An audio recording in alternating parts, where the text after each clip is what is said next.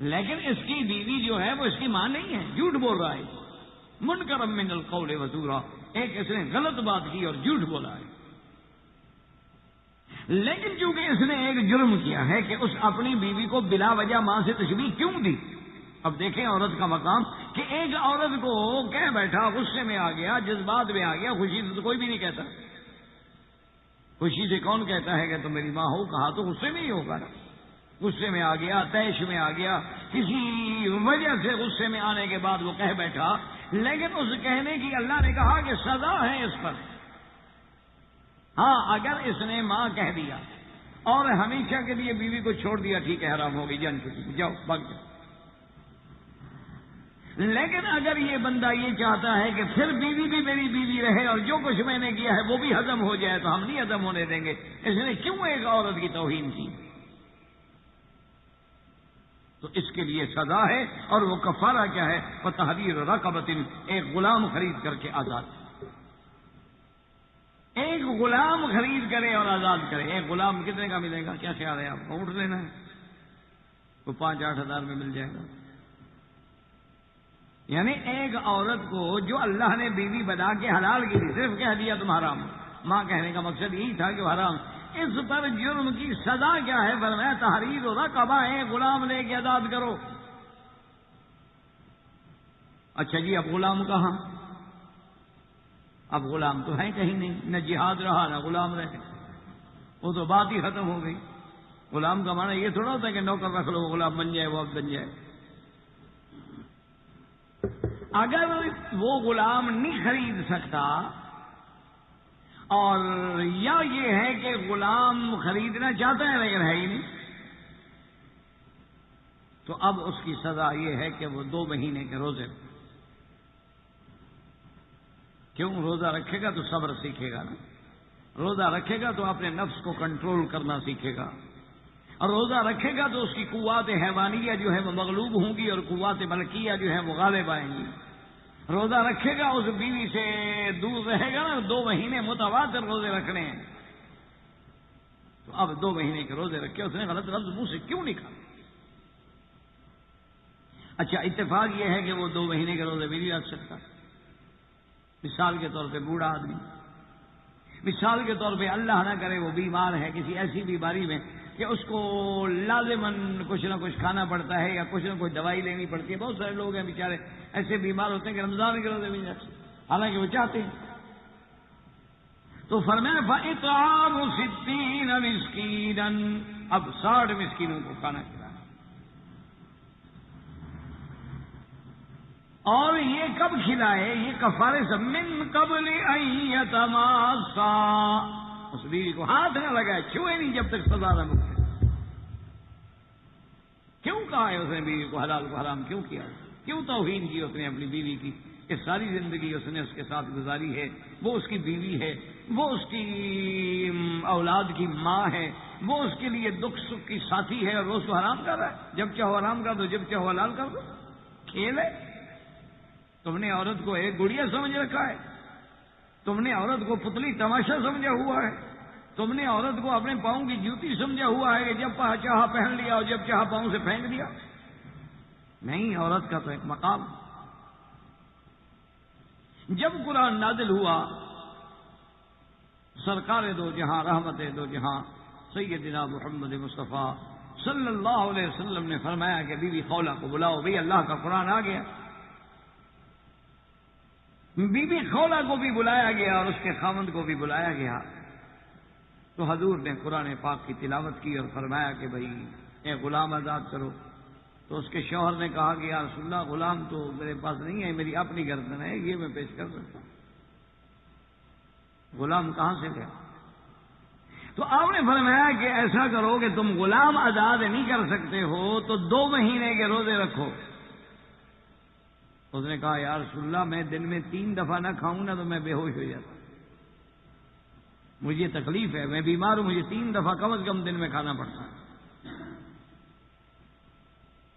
تو یہ روزے رکھنا تو میرے لیے مشکل ہے۔ آپ نے فرمایا اچھا، پھر آخری نرم سزا یہ ہے کہ 60 مسکینوں کو کھانا کھلاؤ۔ انہوں نے کہا یا رسول اللہ 60 مسکینوں کو کھانا کہاں سے کھلاؤں؟ تو اپنے گھر میں روٹی نہیں ہے تو 60 مسکینوں کو کہاں سے کھلاؤں گا؟ اللہ کا حکم تو میرے سر آنکھوں پر ہے، لیکن یا رسول اللہ میرے تو گھر میں کچھ بھی نہیں۔ اچھا خدا کی شان ہے کہ پھر بھی بیوی نے کہا کہ یا رسول اللہ انا اساعد ہوں، چلو کچھ میں بھی مدد کر دوں گی اس کو مسکینوں کو کھانا کھلانے میں۔ حضور نے فرمایا اچھا ایسا کرو، کچھ تم مدد کر دو کچھ میں مدد کر دیتا ہوں تاکہ کفارہ ادا ہو جائے۔ تو اللہ تبارک و تعالیٰ نے سورۃ مجادلہ میں یہ احکام ذکر فرمایا۔ وجہ کیا تھی کہ ایک عورت کو تکلیف، اور پھر قیامت تک کے لیے ایک ضابطہ بن گیا کہ اگر خدا نہ خواستہ، اللہ نہ کرے، اللہ نہ کرے، اللہ نہ کرے کوئی مسلمان غصے میں آ کے اپنی بیوی کو ماں کہہ بیٹھے یا بیٹی کہہ بیٹھے یا بہن کہہ بیٹھے تو ایک رستہ تو نکل آیا، وہ ہمیشہ کے لیے تو حرام نہیں ہو جائے گی۔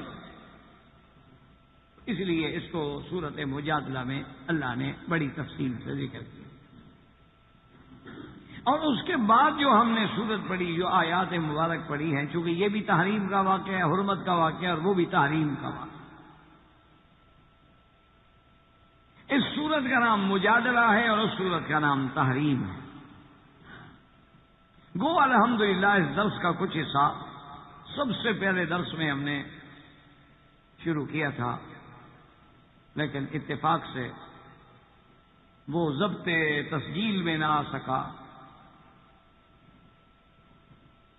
تو اس لیے اس کو بعض باتیں جو ہیں وہ دوبارہ دہرانے کی ضرورت پیش آ گئی۔ اللہ تبارک و تعالیٰ نے قرآن میں سورۃ تحریم نازل فرمائی کہ یا ایھا النبی لم تحرم ما احل اللہ لک، اے میرے نبی تم کیوں حرام کرتے ہو اس چیز کو جس کو اللہ نے آپ کے لیے حلال کیا؟ اپنی بیویوں کی رضا حاصل کرنے کے لیے ایک حلال کو حرام کر رہے ہیں۔ بہرحال اللہ تو بخشنے والے ہیں، اللہ تو مہربان ہیں۔ اب اس کے بارے میں واقعات جو ہیں مفسرین کرام نے زیادہ تر مشہور واقعات میں سے 2 واقعات کا ذکر کیا۔ ایک واقعہ تو اس میں یہ ہے کہ ایک بی بی تھی، حضور کی باندی تھی، حضور کی کنیز تھی، ان کا نام تھا بی بی ماریہ قبطیہ۔ ملک مقوقس نے، ملک اسکندریہ نے سرکار دو عالم کو وہ بطور ہدیہ وہ کنیز بھیجی، جس کو حضور نے قبول فرما لی۔ اب یہ مسئلہ بھی دماغ میں ایسا سے تھوڑا مختصر طریقے سے میں عرض کر دوں کہ یہ بھی مستشرقین اور اعداء اسلام نے اسلام کے خلاف بے انتہا پراپگنڈا کیا ہے کہ دیکھو جی مسلمانوں کے مذہب میں تو ہے کہ عورتوں کو باندیاں بنا لو، ایک ایک گھر میں 100 باندیاں رکھو، بادشاہوں کے حرم میں 100 باندیاں ہوتی ہیں، اور باندی جو ہے جی وہ ان کے لیے نکاح کے بغیر بھی ان کے لیے حلال ہے، جس کی لڑکی کو چاہیں باندی بنا لو، جس کو چاہیں قریب بنا لو۔ مشکل یہ ہوتی ہے کہ آدمی دشمن جو ہے نا وہ کوئی موقع نہیں جانے دیتا، وہ تو ایک اعتراض کرتا ہے۔ جیسے ایک دفعہ پردے کے مسئلے پر کہ بھی عورتوں کو پردہ کرنا چاہیے، تو ایک مذہب بیزار انسان نے ایک اخباروں میں مضمون لکھا، اس نے کہا کہ جی ہمارے علاقے میں ایک بہت بڑا واقعہ پیش آ گیا ہے، اگر یہ مولوی پردے والا مصیبت نہ بناتے تو یہ واقعہ تو پیش نہ آتا۔ انہوں نے کہا جی کہ ایک آدمی کی 2 بیٹیوں کی شادی ایک ہی دن میں ہوئی، اور یہ ہوتا ہے ہر ملک میں ہوتا ہے، بچیاں دونوں جوان ہیں، موقع ہے تو والدین سمجھتے ہیں کہ بھئی ایک ہی دفعہ خرچ ہوگا، ایک ہی دفعہ دعوت وغیرہ مہمانوں کو کھلانی پڑے گی، اور دونوں بچیوں کا مسئلہ جو ہے اللہ آسان کر دیں گے۔ تو انہوں نے لکھا کہ جی ایک آدمی کی 2 بیٹیاں تھیں اور اس نے ان دونوں کا نکاح کر دیا، شادی ہو گئی، اور اتفاق بھی ایسا تھا کہ آگے بھی دونوں بھائی تھے، ادھر بھی دونوں بہنیں تھیں۔ اور پرانے دور میں یہ ہے کہ لڑکیاں بھی باپردہ تھیں اور ان کو ڈولی میں بٹھا کے لے جایا جاتا تھا کہ بھئی وہ لڑکی جو تھی وہ آگے ڈولی میں بیٹھ جاتی تھی، وہ کہار جو ہے ڈولی پکڑ کے کندھے پہ اٹھا لیتے تھے، آگے اگر گاڑی ہے یا بس ہے یا ٹرین ہے وہاں پہنچائی اور پھر وہ چلے گئی۔ انہوں نے کہا جی کہ چونکہ وہ عورتیں باپردہ تھیں اور ان کا جو ہودج تھا اس کو پردہ چاروں طرف سے کپڑا لپیٹ کے پردے کا خاص اہتمام کیا گیا تھا. لہذا اس کی وجہ سے نتیجہ یہ نکلا کہ ایک بھائی کی بیوی جو تھی وہ دوسرے کے گھر پہنچ گئی اور دوسرے بھائی کی بیوی جو تھی وہ پہلے کے گھر پہنچ گئی. وہ دلہنیں بدل گئی ہیں, دلہنیں تبدیل ہو گئیں اور پہلے دونوں نے دیکھا نہیں تھا. تو اگر پردہ نہ ہوتا تو یہ مصیبت نہ بنتی نا, ہر بیوی اپنے شوہر کے گھر میں جاتی. اب پردے پر اعتراض کرنے کے لیے کہاں سے بیچارہ دور کی کڑی جو ہے وہ ڈھونڈ کے لے آئے. اسی طرح جب عداوت ہو نا دل میں تو پھر مسئلے بنائے جاتے ہیں. وہ ہمارے ہاں ایک بلوچوں میں مسئلہ ہے کہ ایک آدمی کی شادی کی دعوت تھی, تو اب اس کو بھی وہ دعوت نامہ آیا ہوا تھا اور اس نے سوچا کہ شادی پہ جانا ہے تو وہاں رواج ہوتا ہے کہ نیندرا شندرا بھی دینا پڑتا ہے. میرے پاس تو پیسے ہیں نہیں, میں جاؤں گا تو کیا دوں گا. تو گھر کے باہر سے آ کے اس نے جناب دیوار کھٹکھٹائی. انہوں نے کہا کون ہے؟ اچھا کہا اچھا جی کون ہے؟ پھر جا رہے ہیں ہم سامنے. کون ہے؟ جانتے ہی نہیں ہم کون. واپس چلا گیا. میں کہا بھی شادی پہ کیوں؟ نے کہا جی آئے دروازہ کھٹکھٹایا. میں کہا کون ہے؟ ہم تو پھر کون ہو گئے نا, پھر کیا ہم شادی میں. تو اس طرح جب دلوں میں عداوتیں ہوں, بغض ہوں, تو اسلام کے خلاف کہانیاں بنائی جائیں. جیسے ایک اور بڑے پڑھے لکھے مولوی صاحب نے ایک اور مسئلہ بنایا. اس سے کسی نے پوچھا کہ جی متع حلال ہے. اب وہ آدمی تھا بڑا, جسے آپ اپنی زبان میں کہتے ہیں لبرل, جسے آپ کہتے ہیں جی بڑا ماشاءاللہ سوشل لبرل, اور بڑا وسیع ظرف اور وسیع, بڑا پڑھا لکھا. اب وہ یہ بھی نہیں چاہتا تھا کہ سنی ناراض ہوں, یہ بھی نہیں چاہتا تھا کہ شیعہ ناراض ہوں, کیونکہ یا تو فریق بن جاتا نا اگر وہ مسئلہ بتاتا کہ روافظ کے نزدیک چونکہ متع حلال ہے, بلکہ بعض اقوال میں تو ان کے نزدیک متع جو ہے وہ عبادت ہے, صرف حلال نہیں بلکہ عبادت. اور اہل سنت والجماعت کے نزدیک متع جو ہے وہ حرام ہے, کیونکہ وہ کہتے ہیں اللہ کا قرآن ہے کہ اللہ نے دو چیزیں حلال کی ہیں. اللہ نے فرمایا کہ مومنوں کی صفت یہ ہے کہ ہم لفروجہم حافظون, وہ اپنی شرمگاہوں کی حفاظت کرنے والے ہیں. الا علی ازواجہم او ما ملکت ایمانہم فانہم غیر ملومین, ہاں مگر اپنی بیویاں یا ان کی باندیاں, ان دو کے لیے تو کوئی گناہ نہیں ہے.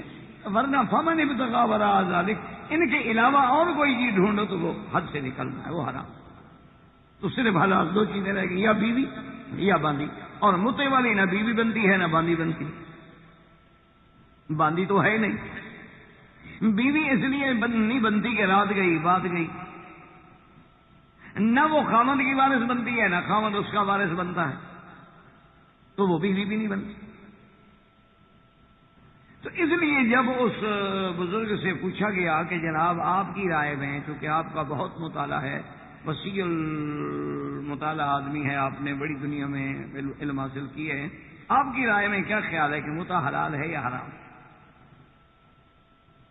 تو اس نے کہا بھی اب اس کا حل کیا نکالوں. اس نے کہا ہاں بات یہ ہے کہ اگر کچھ لوگ کشتی میں سوار ہوں اور وہ کشتی طوفان میں آنے کی وجہ سے ٹوٹ جائے, اور کسی کشتی کے ایک تختے پر ایک نوجوان لڑکی اور ایک نوجوان لڑکا آ جائیں, اور وہ تیرتے تیرتے بہت دور, آبادیوں سے دور کسی کنارے سے جا لگے, اور وہاں کوئی متنفس بھی موجود نہ ہو, اور یہ دونوں نوجوان ہیں, لڑکی بھی جوان ہے اور لڑکا بھی جوان ہے, خواہشات نفسانی کا غلبہ ہو جائے, تو اس حالت میں وہ متع کر سکتے, تاکہ بھئی زنا تو نہ کریں, کم از کم متع کریں. تو متع کی جواز کی صورت بھی نکال لی, اور ایک یعنی اب صرف ایک مسئلہ ثابت کرنے کے لیے پہلے تو ایک فرضی دریا بنایا, اس میں ایک فرضی کشتی تیرائی, اس میں پھر جناب سواریاں بٹھائی, اور جب کشتی ٹوٹی تو پھٹے پہ ایک لڑکی اور لڑکا, اور وہ بھی دونوں نوجوانوں کو بٹھا دیا, بوڑھے بوڑھوں کو بھی نہیں پہننے دیا. میں نے اس سے خود پوچھا تھا وہ جب زندہ تھے, میں نے کہا جی اگر اس پھٹے پہ بہن بھائی آ جائیں تو وہ کیا کریں؟ کہنے کا بس آپ لوگ جو ہے نا بڑے تنگ نظر ہیں, آپ تو حرام سمجھتے ہیں نا, اس لیے مکی صاحب آپ ناراض رہے. نہیں, ناراضگی کی بات نہیں, آپ نے بھی تو ایک فرضی کشتی بنائی ہے، میں بھی بہن بھائی بنا کے فرضی بٹھا رہا ہوں، فرق تو کوئی نہیں، لیکن وہ کیا کریں؟ اگر ان دونوں کو نعوذ باللہ شہوانی جذبات میسر آ جائیں تو کیا وہ بھی بتا کر لیں آپس میں؟ تو میں نے کہا اگر آپ یہ فرضی کہانی ہی نہ بناتے تو کسی کو اتنی ضرورت ہی نہیں ہوتی اعتراضات کرنے کی۔ تو اب کہاں کس کی ڈولیاں اٹھی تھیں، وہ کون آدمی تھا، کس کی بیٹیاں تھیں، کون شوہر تھے، کون لڑکیاں تھیں، کوئی پتہ نہیں، صرف اس نے پردے سے بغض نکالنا تھا۔ لیکن اسلام کی تعلیمات ہوتی تو اسلام تو یہ کہتا ہے کہ نکاح سے پہلے شوہر دیکھ لے اپنی اس مخطوبہ کو، اور لڑکی جو ہے وہ بھی شوہر کو دیکھ لے، اگر وہ حدیث پہ عمل کرتے تو ڈولیاں بدلنے کی تکلیف ہی نہ ہوتی۔ جب وہ اپنے گھر میں جا کے دیکھ دو کہتے تم تو میری بیوی نہیں ہو، میں نے تو دیکھا ہوا ہے اپنی بیوی۔ تو اگر تم اسلام پہ عمل نہ کرو، تم اسلام کے احکام کو مذاق بناؤ، تو پھر فرضی کہانیاں تو نہ بناؤ کہ فرضی کہانیاں بنا کے اسلام پر اعتراض کرو۔ تو اب یہ واقعہ جیسے میں عرض کر رہا تھا نا کہ باندی کا بھی بہت بڑا طوفان ہے کہ جی مسلمان مسلمان مسلمان، ان کا تو حضرت کام ہی یہ ہے کہ یہ بس یہ گوشت کھاتے ہیں اور عورتوں کو گھروں میں رکھتے ہیں، ان کے حرم جو ہے وہ بھرے ہوئے ہوتے ہیں، اور کوئی پوچھے تو کہہ دیتے ہیں جی باندی ہے باندی ہے باندی ہے باندی، اور ہمارے لیے باندی حلال۔ لیکن یہ اسلام پہ کتنا بڑا الزام ہے۔ آج اس دنیا میں جس دور میں آپ بیٹھے ہیں، کتنا اللہ کا شکر ہے کہ اس دور میں یعنی پوری دنیا جو ہے وہ گویا کہ ایک بستی بن کے رہ گئی۔ وسائل اعلام نے ہمیں اتنا ایک دوسرے سے ملا دیا ہے کہ مشرق سے مغرب کی خبر ایک سیکنڈ میں ہمیں مل سکتی ہے۔ آج آپ 57 اسلامی ملکوں میں 1 ارب 37 کروڑ اسلامی ملکوں میں ایمان سے بچائیں، مجھے ثابت کر کے دیں کہ کتنی کنیزیں ہیں۔ بات دلائل سے کریں، اعتراض سے نہیں، بات دلائل سے کریں۔ ہمیں مثال کے طور پر بھی ہندوستان میں 20 کروڑ سے زیادہ مسلمان، اسی طرح آپ دیکھیں تقریباً 16 17 یا 18 کروڑ کے قریب پاکستان میں مسلمان، اسی طرح تقریباً بنگلہ دیش میں مسلمان، اسی طرح تقریباً آپ آگے چلتے آئیں، خلیج میں آ جائیں، آگے جائیں، انڈونیشیا جائیں، ملیشیا جائیں، چلو جس ملک کو آپ جانتے ہیں، آپ انڈیا کے رہنے والے، مجھے بتائیں کس مسلمان کے گھر میں باندھی ہے ٹھنڈے دل سے بغیر کسی گرم ہونے کے؟ جو لوگ پاکستان میں رہتے ہیں مجھے بتائیں کہ 18 کروڑ کی آبادی میں کتنے بڑے لوگوں کے گھروں میں باندیاں ہیں؟ تو بلا وجہ اسلام پہ اعتراض کرنے کا کیا معنی ہے؟ جہاں تک باندیوں کی حلت کا مسئلہ ہے تو بات سمجھیں کہ اگر 2 قومیں جنگ لڑتی ہیں، مثلا مسلمان اور یہودیوں کی جنگ ہو گئی، یا مسلمان اور عیسائیوں کی جنگ ہو گئی، یا مسلمان اور ہندوز کی جنگ ہو گئی، اب لازمی بات ہے کہ جنگ میں ایک فاتح ہوگا، ایک مفتوح ہوگا، چونکہ تو جنگ ہوتی ہے ایسے الحرب سجال بین اللہ و بینہم۔ حضور نے فرمایا جنگ جو ہے یہ تو ایک ڈول ہے، کبھی ان نے کھینچ لیا، کبھی ہم نے کھینچ لیا، کبھی ہم جیت گئے، کبھی وہ جیت گئے، یہ تو جنگ ہے، جنگ تو ہار جیت ہوتی ہے۔ اچھا اگر مسلمانوں کو اللہ نے اپنی رحمت سے فتح دے دی تو اب جو ان کی زمینیں ہیں، مال ہے، ملک ہے، وہ تو اموال غنیمت بن گئے۔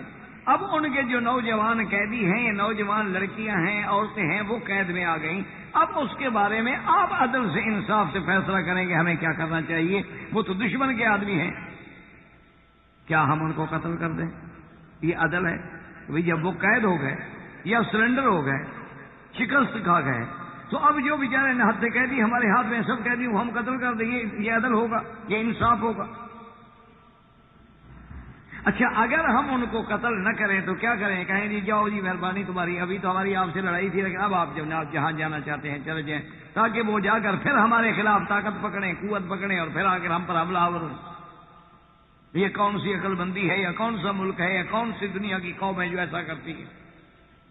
اچھا اب تیسری شکل یہ بن سکتی ہے کہ ہم ان کو کہیں کہ بھائی تم ہمارے غلام ہو، نوکر ہو، بس کام کرتے رہو، یا یہ ہے کہ ہم تم سب کو جیل میں بند کر دیتے ہیں۔ اب 1 لاکھ آدمی کو جیل میں بند کرنا ہو تو ان کا خرچہ کون دے گا؟ اور کیا وہ جیل میں رہنے کے بعد بالکل صحیح معنوں میں پاک باز زندگی گزاریں گے؟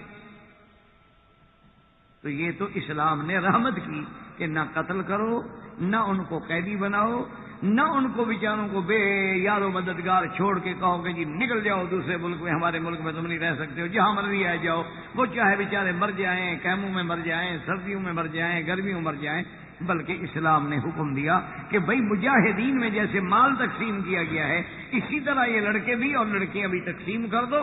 اور ساتھ اسلام نے ان کو پابندی لگا دی کہ خبردار ان کو تکلیف نہ پہنچے، ان کی عزت نفس سے نہ کھیلیں، اور ان کے لیے سب سے بہتر یہ ہے کہ اس باندی کو یا غلام کو آزاد کر دو، اور اگر لڑکی ہے آزاد کرنے کے بعد چاہو تو شادی کر لو، تو بیوی بنا لو۔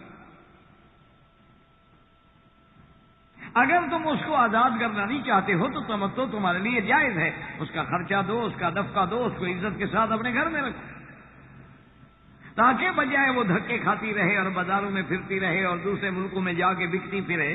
اس سے تو بہتر ہے نا کہ کسی کے ٹھکانے میں آ جائے، اس سے تو بہتر ہے کہ اس کی کوئی رکھوا۔ اور یہ کب ہوگا؟ جب جہاد اسلامی ہوگا۔ یہ نہیں جیسے آج کل جہاں مرضی ہے لڑ پڑو کہو جہاد ہے، یہ تو جہاد نہیں ہوتا۔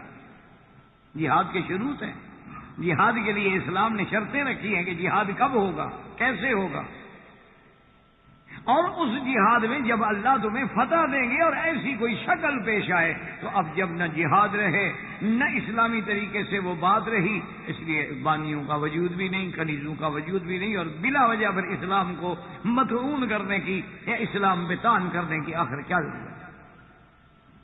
ورنہ اسلام نے ہر حال میں، اب آپ دیکھیں نا کہ اسلام کی کتنی بڑی شان ہے کہ بی بی صفیہ رضی اللہ تعالی عنہ جنگ خیبر میں، وہ بھی جب یہودیت کو شکست ہو گئی، یہ تو ضرور یہودی کہہ دیتے ہیں نا کہ جی اسلام اسلام اسلام ہمارا دشمن، اسلام نے ہمیں مدینے سے نکال دیا اور اسلام نے ہمیں خیبر سے نکال دیا، لیکن خدا کے لیے کوئی نظر انصاف سے غور کرے کہ اسلام نے تمہیں مدینے میں کتنا تحفظ دیا، حضور پاک نے تمہارے ساتھ معاہدے کیے، تمہیں اپنا حلیف بنایا، لیکن ہر موقع پر تم نے مسلمانوں کو پیٹھ میں خنجر جب مارا، ہر جگہ اسلام کو دھوکہ دیا، ہر جگہ مسلمانوں کی شکست کے اسباب پیدا کیے، مکے والوں کو اور تمام قبائل کو اکٹھا کر کے مدینے پہ حملے کرانے والے تم، اور پھر براہ راست حضور صلی اللہ علیہ وسلم نے فرمایا کہ ہم آپس میں حلیف ہیں، ایک آدمی سے قتل ہو گیا ہے، اس کے قصاص کے لیے چندہ کر رہے ہیں، تو تم لوگ بھی کچھ مدد کرو تاکہ وہ غریب چھوٹ جائے۔ انہوں نے کہا حاضر یا رسول اللہ، بالکل آپ تشریف لائیں گے، ہم تو بالکل بڑھ چڑھ کے چندہ دیں گے۔ اور پروگرام کیا بنایا کہ عین قلعے کی دیوار کے نیچے سایہ ہے، وہی جگہ بنا دو حضور کے بیٹھنے کی، کہ حضور آپ ٹھنڈی جگہ ہے اور دیوار کا سایہ ہے اور سامنے باغات ہیں، اور اوپر ایک آدمی چھپا دو جو بہت بڑا پتھر لے کے بیٹھا رہے، جو ہی حضور بیٹھے وہ اوپر سے پتھر پھینک دیں۔ حضور صلی اللہ علیہ وسلم تشریف لے جا رہے تھے، اللہ نے جبریل علیہ السلام کو بھیجا کہ میرے نبی ان کے کہنے کے مطابق ان کے مقام پہ نہ بیٹھ رہے، یہ آپ کے قتل کی سازش کر چکے۔ پھر کہنا کہ ہمیں جناب مسلمانوں نے نکالا ہے، ہمیں مسلمانوں نے ظلم کیا ہے۔ یعنی آپ اندازہ کریں کہ اتنا پھر بھی حضور نے رعایت دی کہ اپنے محلات میں، گھر میں، سامان میں جو لے جا سکتے ہو وہی لے جاؤ، تمہاری طرح تو نہیں کیا کہ بلڈوزر پھیر دو فلسطینیوں پہ، نہتوں پہ۔ یعنی عجیب بات ہے، اسی لیے کسی نے کہا تھا کہ ہم آہ بھی کرتے ہیں تو ہو جاتے ہیں بدنام، وہ قتل بھی کرتے ہیں تو چرچا نہیں۔ تو اب بی بی صفیہ رضی اللہ تعالی عنہا جنگ جب ہو گئی، اسلام کو اللہ نے غلبہ دیا، اسلام کو اللہ نے فتح دی، تو بی بی صفیہ جو ہے وہ حضرت دحیۃ الکلبی رضی اللہ تعالی عنہ کے حصے میں آ گئی۔ مجاہدین کو تقسیم جب ہوئی تو وہ بیوی ان کے حصے میں آ گئی۔ کچھ صحابہ نے حضور کی خدمت میں حاضر ہو کے عرض کیا کہ یا رسول اللہ صلی اللہ علیہ وسلم کی بی بی صفیہ جو ہیں وہ ایک سردار کی بیٹی ہے، خیبر کا بہت بڑا سردار، اور خیبر کے ایک سردار کی بیوی ہے، اور اب وہ بیچاری اگر جنگ میں آ گئی اور کنیز بن گئی ہے اور آپ نے ایک صحابی کو دے دی ہے، مناسب یہ ہے کہ اگر آپ نے خود اپنے لیے قبول فرما لیں تو زیادہ بہتر ہے، کیونکہ ایک تو ان کا بھی اعزاز ہوگا کہ چلو پہلے بھی سردار کے گھر میں تھی، اب سردار امت محمد مصطفیٰ کے گھر میں آ گئی۔ تو حضور صلی اللہ علیہ وسلم کو یہ بات بہت پسند آئی، اب نے فرمایا اچھا ٹھیک، ورنہ کون بانیوں کا خیال کرتا ہے؟ جو تم نقشہ کھینچتے ہو کہ اسلام کے نزدیک باندی کا یہ مقام ہے، تو فرماتے ٹھیک ہے جہاں ہو ہمیں کیا ہے۔ حضور نے حضرت دہیا کو بلایا اور فرمایا کہ دہیا تمہارے حصے میں بی بی صفیہ آئی ہیں اور مشورہ یہ ہوا ہے، تو اگر تم مہربانی کر کے اس کو مخاطب بنا دو اور ہم بدلے کتابت ادا کر دیتے ہیں۔ انہوں نے کہا یا رسول اللہ میں نے تو اس کو دیکھا بھی نہیں ابھی تک، یا رسول اللہ میں نے تو شکل بھی نہیں دیکھی اس بیوی کی، اگر آپ کو ہے تو سبحان اللہ، اس سے بڑی خوشی کیا ہو۔ اب حضور صلی اللہ علیہ وسلم نے صرف یہ نہیں کہ اس کو باندھی رہنے دیا، آزاد کرنے کے بعد امہات المومنین کے درجے پہ بٹھایا کہ آپ نے نکاح فرما دیا، اپنی بیوی بنا دی۔ اور باقی بیویاں کہتی ہیں کہ دیکھو بی بی صفیہ کتنی خوش بخت تھی کہ جنگ ہارنے کے بعد بھی وہ جنگ جیت گئی، جنگ ہارنے کے بعد بھی وہ جنگ جیت گئی کہ بظاہر تو یہ یہودیت جنگ ہار گئی لیکن وہ ملکہ بن گئی۔ اور دوسری بات یہ ہے کہ جن جن لوگوں کے گھروں میں یہودی لڑکیاں تھیں، یہودی لڑکے قیدی تھے، ان سب صحابہ نے مشورہ کیا، انہوں نے کہا خدا کے بندے بی بی صفیہ تو حضور کی بیوی بن گئی اور یہ سارے بی بی صفیہ کے رشتہ دار ہیں، تو حضور کے رشتہ داروں کو ہم کیسے غلام بنائیں، ہم بھی آزاد کرتے ہیں، سب آزاد ہیں۔ تو انہوں نے کہا کہ اتنی برکت والی بیوی ہم نے نہیں دیکھی ہے کہ جس نے اپنی وجہ سے اپنی قوم کے سینکڑوں لوگوں کو آزادی دلا دی، کہ سب لوگ اس بات میں آ گئے بھائی حضور کے رشتہ دار کو غلام کیسے بنائیں۔ تو اسلام تو اتنی بڑی عزت دیتا، اسلام نے تو اتنا بڑا مقام دیا، اور اسی لیے آپ نے دیکھا ہے، ابھی آپ نے قرآن پڑھا ہے کہ بھی اگر کسی نے اپنی بیوی کو ماں کہہ دیا تھا تو سب سے پہلا کفارہ کیا ہے، وتحریر رقبہ، کہ ایک غلام آزاد کرے۔ کیا مانا کہ اگر غلام ہے تو آزاد ہوں، اسلام ان کو آزاد کرنا چاہتا ہے۔ اچھا کسی نے رمضان المبارک میں مباشرت کر دی اپنی بیوی سے روزے کی حالت میں، کیا کرے، غلام آزاد کرو۔ ایک آدمی آیا حضور کی خدمت میں، کہنے لگا حضور غصے میں آ کر میں نے اپنے غلام کو تھپڑ مار دیا، میں غصے میں آ گیا، میرا غلام تھا میں نے تھپڑ مار دیا ہے، کیا کفارہ ہے؟ آپ نے فرمایا اس کا کفارہ یہ ہے کہ اس کو بہتر ہے آزاد کر دو، تم غلام نہیں رکھ سکتے ہو تو کیوں تکلیف پہنچا۔ یعنی ہر جگہ اسلام نے کیا رکھا۔ اچھا اسی طرح جی اگر کسی نے قتل ہو گیا، وہاں کیا ہے، تحریر رقبہ۔ ہر جگہ ایک اسلام نے پھر ترغیب دی کہ بھئی یہ بیچارے غلام تو بن گئے، تمہارے ہاتھوں میں آ گئے، یہ بیچارے کنیزیں تو بن کے تمہارے ہاتھ میں آ گئے، لیکن تحریر و رقبہ، تحریر و رقبہ، تحریر و رقبہ۔ اس لیے آپ حیران ہوں گے کہ بعض صحابہ نے 3,000 غلام خرید کر کے آزاد کیا۔ سیدہ عائشہ صدیقہ رضی اللہ تعالی عنہا نے 3,000 غلام آزاد کیے۔ اور پھر اللہ نے یہ بھی بتلا دیا کہ دیکھو جب تم میرے رضا کے لیے، میری ماننے کے لیے ایک غلام کو آزاد کرو گے تو گویا اس کے سر کے بدلے تیرا سر جہنم سے آزاد، اس کے ہاتھوں کے بدلے تیرے ہاتھ آزاد، اس کے پاؤں کے بدلے گویا کہ تم بالکل جہنم سے آزاد ہو۔ اسلام نے اس طرح پھر غلاموں کی عزت کی، اس طرح پھر بامیوں کو وہ مقام دیا، اس طرح ان کو وہ عظمت دی اور اس طرح ان کو وہ شان دیا کہ ہر مقام پہ کفارہ رکھا یہی گیا کہ تحریر رقبہ، غلام آزاد کرو۔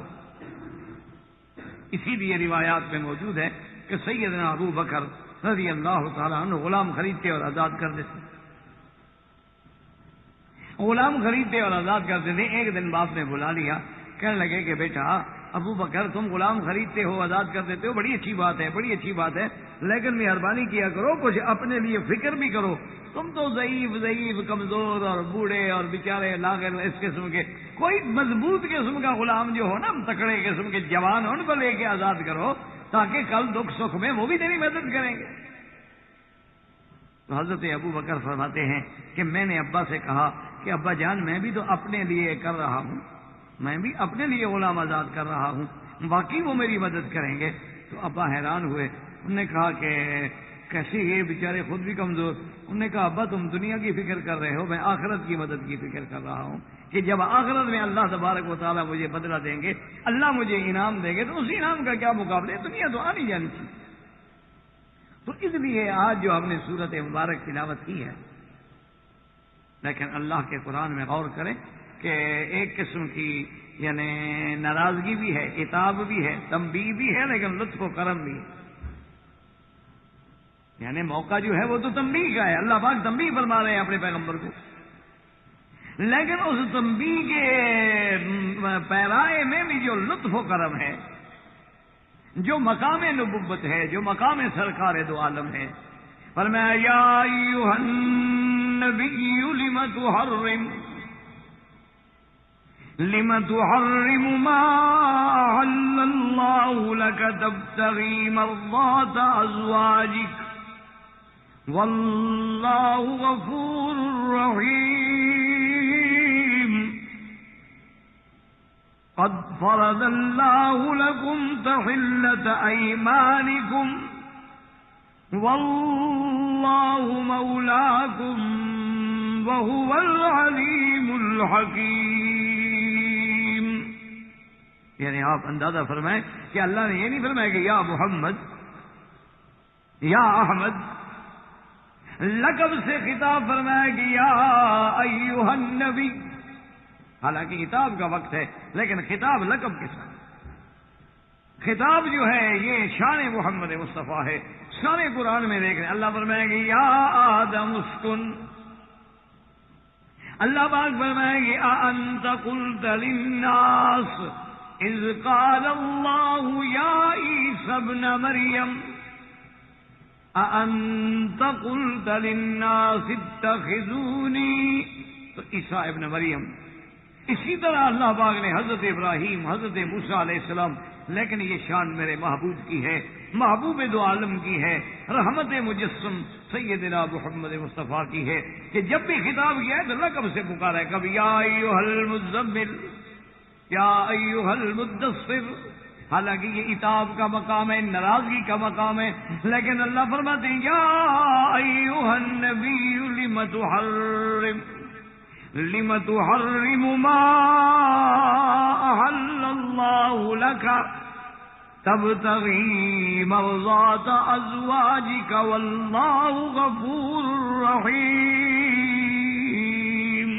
یعنی ساتھ یہ بھی بتا دیا کہ میرے محبوب آپ نے یہ اچھا تو نہیں فرمایا لیکن اللہ بخشنے والا، اللہ مہربان ہے۔ اللہ نے بھی مانا یہ ہے کہ ہم نے تو معاف کر دیا ہے کیونکہ اللہ غفور ہے اور اللہ تبارک و تعالیٰ جو ہے وہ رحیم ہے۔ اب اس بارے میں یاد رکھیں کہ مفسرین کرام نے رحمت اللہ علیہم اجمعین نے کئی واقعات کا ذکر کیا ہے جس میں مشہور واقعات دو۔ ایک مشہور واقعہ تو سیدہ ماریہ قبطیہ رضی اللہ تعالی عنہا کا ہے کہ جو آپ کو ملک اسکندریہ، ملک مقوقس نے حضور صلی اللہ علیہ وسلم کو بطور ہدیہ دی اور وہ حضور کی کنیز تھی، حضور نے قبول فرمایا۔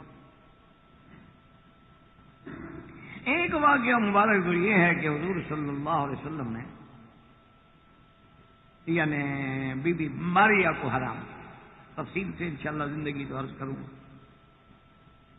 اور دوسرا واقعہ جو زیادہ مشہور ہے اور جس کو شیخان نے یعنی امام بخاری اور امام مسلم رحمۃ اللہ علیہم اجمعین نے بھی ذکر فرمایا ہے، وہ کہتے ہیں کہ ماریہ قبطیہ کا واقعہ نہیں بلکہ حرمت اصل کا واقعہ،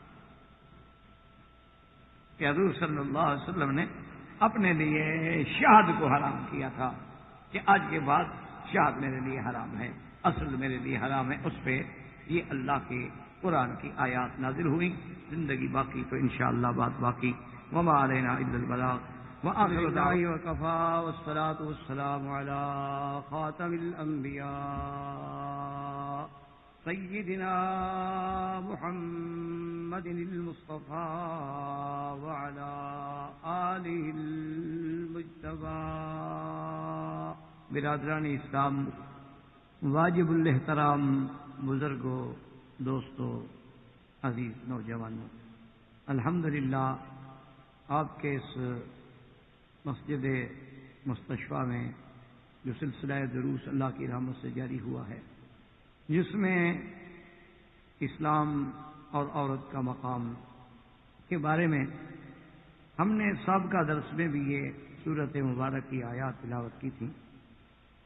اب اسی میں یعنی جب انسان اللہ کے قرآن میں تدبر کرتا ہے، اللہ کے قرآن میں غور کرتا ہے، سطحی نظروں سے نہ دیکھتا ہو بلکہ وہ جو تدبر مطلوب ہے اس پہ آدمی تدبر کرے اور غور کرے اور سمجھے کہ یہ سورت تحریم جو ہے یہ بھی ایک عظیم سورت، ایک طرف سے تو یہ دیکھا جا رہا ہے کہ اللہ کے پیغمبر نے ایک چیز کو، حلال چیز کو اپنے اوپر حرام کیا، تو اللہ کی طرف سے ایک بڑا پر لطف عتاب ہے، جس میں لطف بھی ہے اور عتاب بھی۔ دوسری جانب اگر آپ اس میں غور کریں تو یہ بھی آپ کو نظر آئے گا کہ مرضات ازواج کے، عورتوں کی اور بیویوں کی رضا جو ہے وہ اتنا بڑا مقام ہے کہ اللہ کے پیغمبر بھی ان کی رضا حاصل کرنے کے لیے اتنا بڑا قدم اٹھا بیٹھے۔ یعنی پیغمبر کی نظر میں اپنی ازواج کی، اپنی بیویوں کی رضا بندی اور ان کو خوش رکھنا اتنا اہم تھا کہ اللہ کے پیغمبر ایک حلال چیز کو بھی تحریم کا، حرام کہہ بیٹھے اور اللہ کی طرف سے عتاب آ گیا۔ تو اس کے اسی کے پہلو میں ہمیں نظر آئے گا کہ سرکار دو عالم صلی اللہ علیہ وسلم کی نظر میں عورت کا کیا مقام۔ اور اسی طرح یہ بھی دیکھیں کہ حضور صلی اللہ علیہ وسلم نے پھر اگر ایک تحریم کا اقدام فرمایا ہے تو اس کے ازالے کے لیے، یعنی ایک عورت کی اگر ایک مسئلے میں دل شکنی ہوئی ہے تو اس کے ازالے کے لیے سرکار دو عالم کو کتنے بڑے امتحان سے گزرنا پڑا۔ تو اس لیے ہر پہلو سے قرآن کو دیکھیں، صرف یہ نہیں ہوتا کہ بس آپ ایک مسئلے کو دیکھتے ہوئے چلے جائیں، لیکن اس کے جو دیگر پہلو ہیں، جیسے کہ ایک سفر میں سرکار دو عالم، رحمت دو عالم، رحمت مجسم سیدنا محمد مصطفیٰ صلی اللہ علیہ وسلم تشریف لا رہے ہیں آپ سفر میں، اور اس سفر میں آپ کی زوجہ مطہرہ سیدہ عائشہ رضی اللہ تعالی عنہا بھی ساتھ۔ اتفاق کی بات یہ تھی کہ سیدہ عائشہ رضی اللہ تعالی عنہا نے گلے میں پہننے کے لیے ایک ہار، یہ موجودہ دور کے ہار نہیں تھے جیسے آج کل نیکلس ہوتے ہیں اور گلو بند ہوتے ہیں اور اس میں ڈائمنڈ لگے ہوئے ہوتے ہیں اور ملینز میں بکتے ہیں، یہ باتیں نہیں ہیں، وہ تو سادہ زندگی ہے، پیغمبر کی ایک حقیقی زندگی ہے جس میں تصنع کوئی ہے ہی نہیں۔ ہماری زندگی ہے چونکہ تصنع کا شکار ہو گئی ہے نا، اس لیے ہمیں اس حقیقت میں وہ لطف نہیں آتا۔ وہ ہار جو ہے وہ کیا تھا، وہ چمڑے کا اور عام سیپ ویپ جو اپنے نکلتے ہیں نا جس سمندر کے کنارے سے سپیاں وپیاں، ان کا ہار بنایا ہوا تھا گلے میں ڈالنے کے لیے۔ تو بی بی عائشہ فرماتی ہے کہ میں نے سفر میں وہ عاریۃً مانگ لیا، اور ایک روایت میں ہے کہ ان کی بہن کا تھا بی بی اسماء کہ بھی میں پہن لوں گی تھوڑا سا زینت ہو، کیونکہ اسلام کا یہ حکم ہے کہ عورت اپنے شوہر کے لیے زینت اختیار کرے، اسلام عورت کو پابند کرتا ہے۔ اور پہلے جو آج تو چونکہ ہمارا معاملہ ایسا خلط ملط ہو گیا ہے نا کہ ہم ایسے آپس میں مکس اپ ہو گئے ہیں کہ نہ مسلمان رہے نہ کافر رہے۔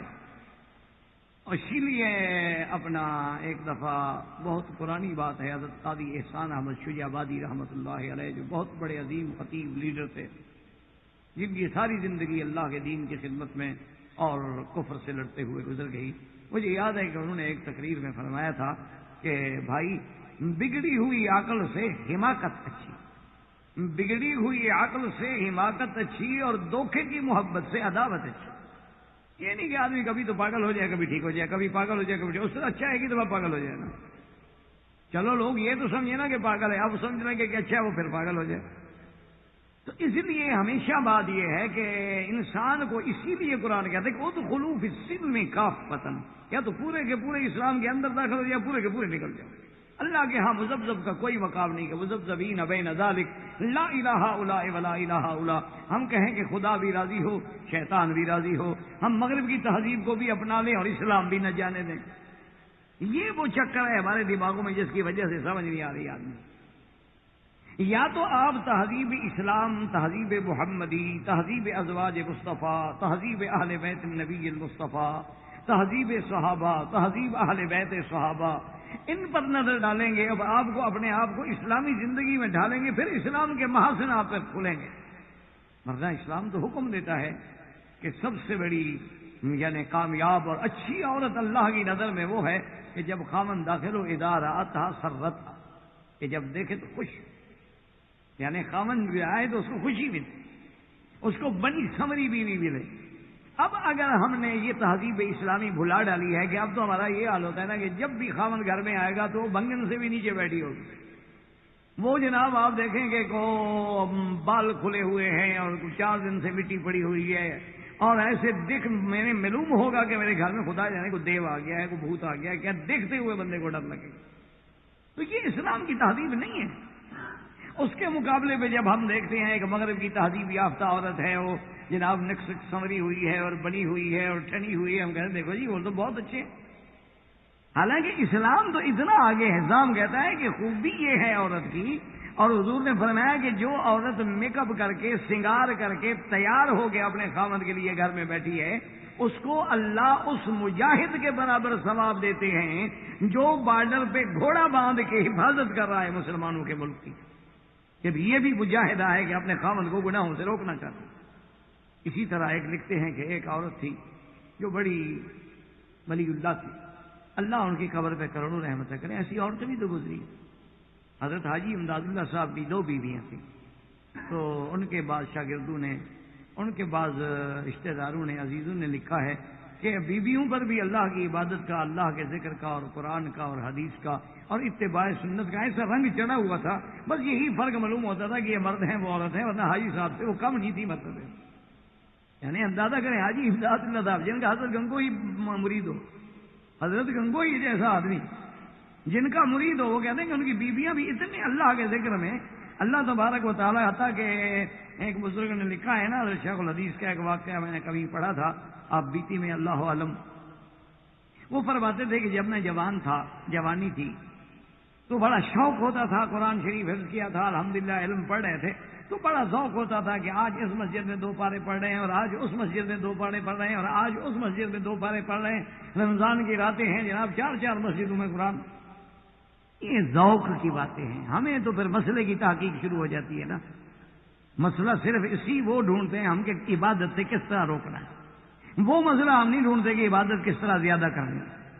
حضرت بن نوری رحمۃ اللہ علیہ کو میں نے خود اپنی آنکھوں سے دیکھا ہے، 80-85 سال کی عمر، اور اللہ ان کی قبر پہ کروڑوں رحمت کرے۔ کبھی میں آتا کراچی میں تو وہ بہت سخت ناراض ہوتے تھے، اگر میں ان کے پاس قیام نہ کروں تو بہت ہی ناراض ہوتے تھے اور بڑی خفگی کا اظہار کرتے تھے، تو مجبوراً پھر میں یہ کرتا تھا کہ اپنا قیام گویا کہ حضرت کے پاس سامان وہیں رکھ لیا، کمرہ لے لیا، بیگ رکھ دیا، سامان رکھ دیا اور پھر اپنے دوستوں کے ساتھ پھرتے رہے، اور رات کو حاضر ہو گئے، السلام علیکم جناب ہم آپ کے پاس ٹھہرے ہوئے ہیں۔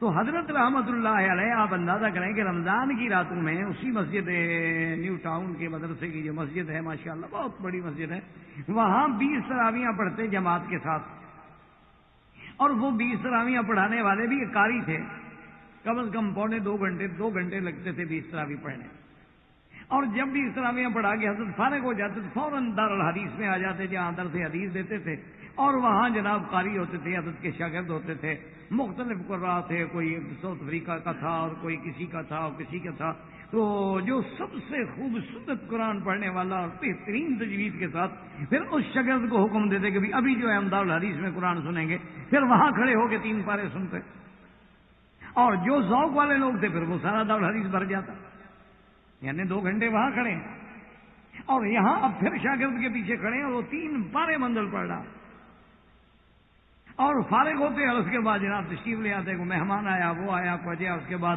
اتنے میں سحری کا وقت ہو جاتا۔ یہ کون سی طاقت تھی؟ یہ اللہ طاقت دیتی، ہم تو سوچ بھی نہیں سکتے۔ ہمارا تو حال یعنی حرم شریف میں یہ ہوتا ہے کہ اگر امام ذرا بنا سنوار کے پڑے تو لوگ کہتے ہیں یار یہ بڑا ایسا پڑتا ہے، وہ تیز امام ہو، کبھی اس ٹانگ پہ کھڑے ہیں کبھی اس ٹانگ پہ کھڑے ہیں، جیسے بیچارے کو عذاب میں ہے وہ۔ کیوں؟ ایمان ہے نہیں، قرآن سے لذت ہی نہیں، حلاوت ہی نہیں۔ جب حلاوت نہ ہو، لذت نہ، انٹرنیٹ پہ آپ بیٹھے ہوئے چیٹنگ کرتے ہوئے مجالے 8 گھنٹے آنکھ بھی ادھر کریں، کیوں؟ یہاں آپ کو لذت مل رہی ہے، قرآن میں لذت مل نہیں رہی۔ تو اصل بات یہ ہوتی تھی کہ وہ کہتے ہیں کہ جی مجھے میری دادی اماں جو تھیں تو وہ ان کے نزدیک تو آپ حضرت شیخ الحدیث ہو جائیں، کچھ ہو جائیں، دادی تو دادی ہوتی ہے، تو ماں وہ کہہ رہے بھائی زکریا لوگوں کو قرآن سناؤ اور ہمیں نہ سناؤ، بھائی کبھی ہمیں بھی تو قرآن سنا دو۔ اور کہ ہماری جوانی کے دن تھے، ہم پرواہ نہ کرتے۔ ایک دفعہ رمضان المبارک کے دن تھے اور مہینہ مبارک تھا، دادی صاحبہ نے ذرا سختی سے کہا، تو میں نے کہا کہ دادی بالکل ٹھیک ہے، آج ساری بوڑھیوں کو اکٹھا کر لو، آج کو جو ہے نا میں قرآن آپ کو سناؤں گا انشاءاللہ، میں جو ہی تراویح پڑھ کے مسجد سے آؤں گا تو سیدھا گھر آ جاؤں گا اور آپ سارے گھر عزیز اقارب جتنے اکٹھے کر لیں، اور آپ آج آپ نے کہا ٹھیک ہے۔ فرماتے ہیں کہ میں نے جناب وہاں سے فارغ ہوا آیا اور غصے میں کہ دادی روز تنگ کرتی ہے، آج اسی طرح دادی کو تنگ کرو۔ کہتے ہیں بس میں نے جو شروع کیا تو پہلے 15 سپارے پہ پہلی رکعت اور پیچھے دادی کھڑی ہے، عورتیں کھڑی ہیں ساری ہاتھ باندھ۔ میں نے کہا پھر تو نہیں کہے گی نا کہ قرآن سناؤ؟ اور دوسری رکعت والناس پہ کی، پورا قرآن پڑھ دیا۔ جب سلام پھیر کے ختم ہوا تو میں نے کہا انشاءاللہ آئندہ کبھی نہیں کہیں گی کہ مجھے قرآن سناؤ۔ کہنے لگے بیٹا اتنا نہ اتراؤ، اتنا تو میری روز کی منزل ہے، ابھی پڑھنا ہے تو فجر کی نماز پڑھ کے پھر کھڑے ہو جاؤ۔ فرمایا تم مجھے تھکانا چاہتے، اتنا تو میں روز پڑھتی ہوں قرآن۔ تو جب وہ عورتیں تھیں، اب ان کا تصور تم کرو جناب موجودہ دور کی کسی مونالیزا سے، کسی میڈونا سے، یہ تو پھر ہمارے عقل کا خرابی ہے نا۔ کہاں چہ نسبت خاک راب عالم پاک، کہاں یہ چلتی پھرتی ہوئی گندگی کی لاشیں، اور کہاں وہ اسلام نے عورت جو بنایا ہے جس کو مقام دیا ہے، کہاں کو۔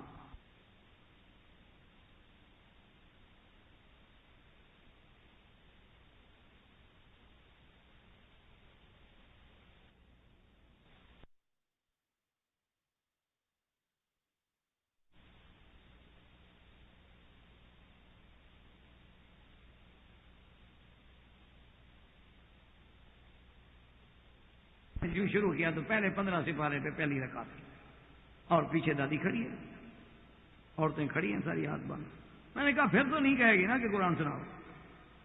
اور دوسری رکعت والناس پہ کی، پورا قرآن پڑھ دیا۔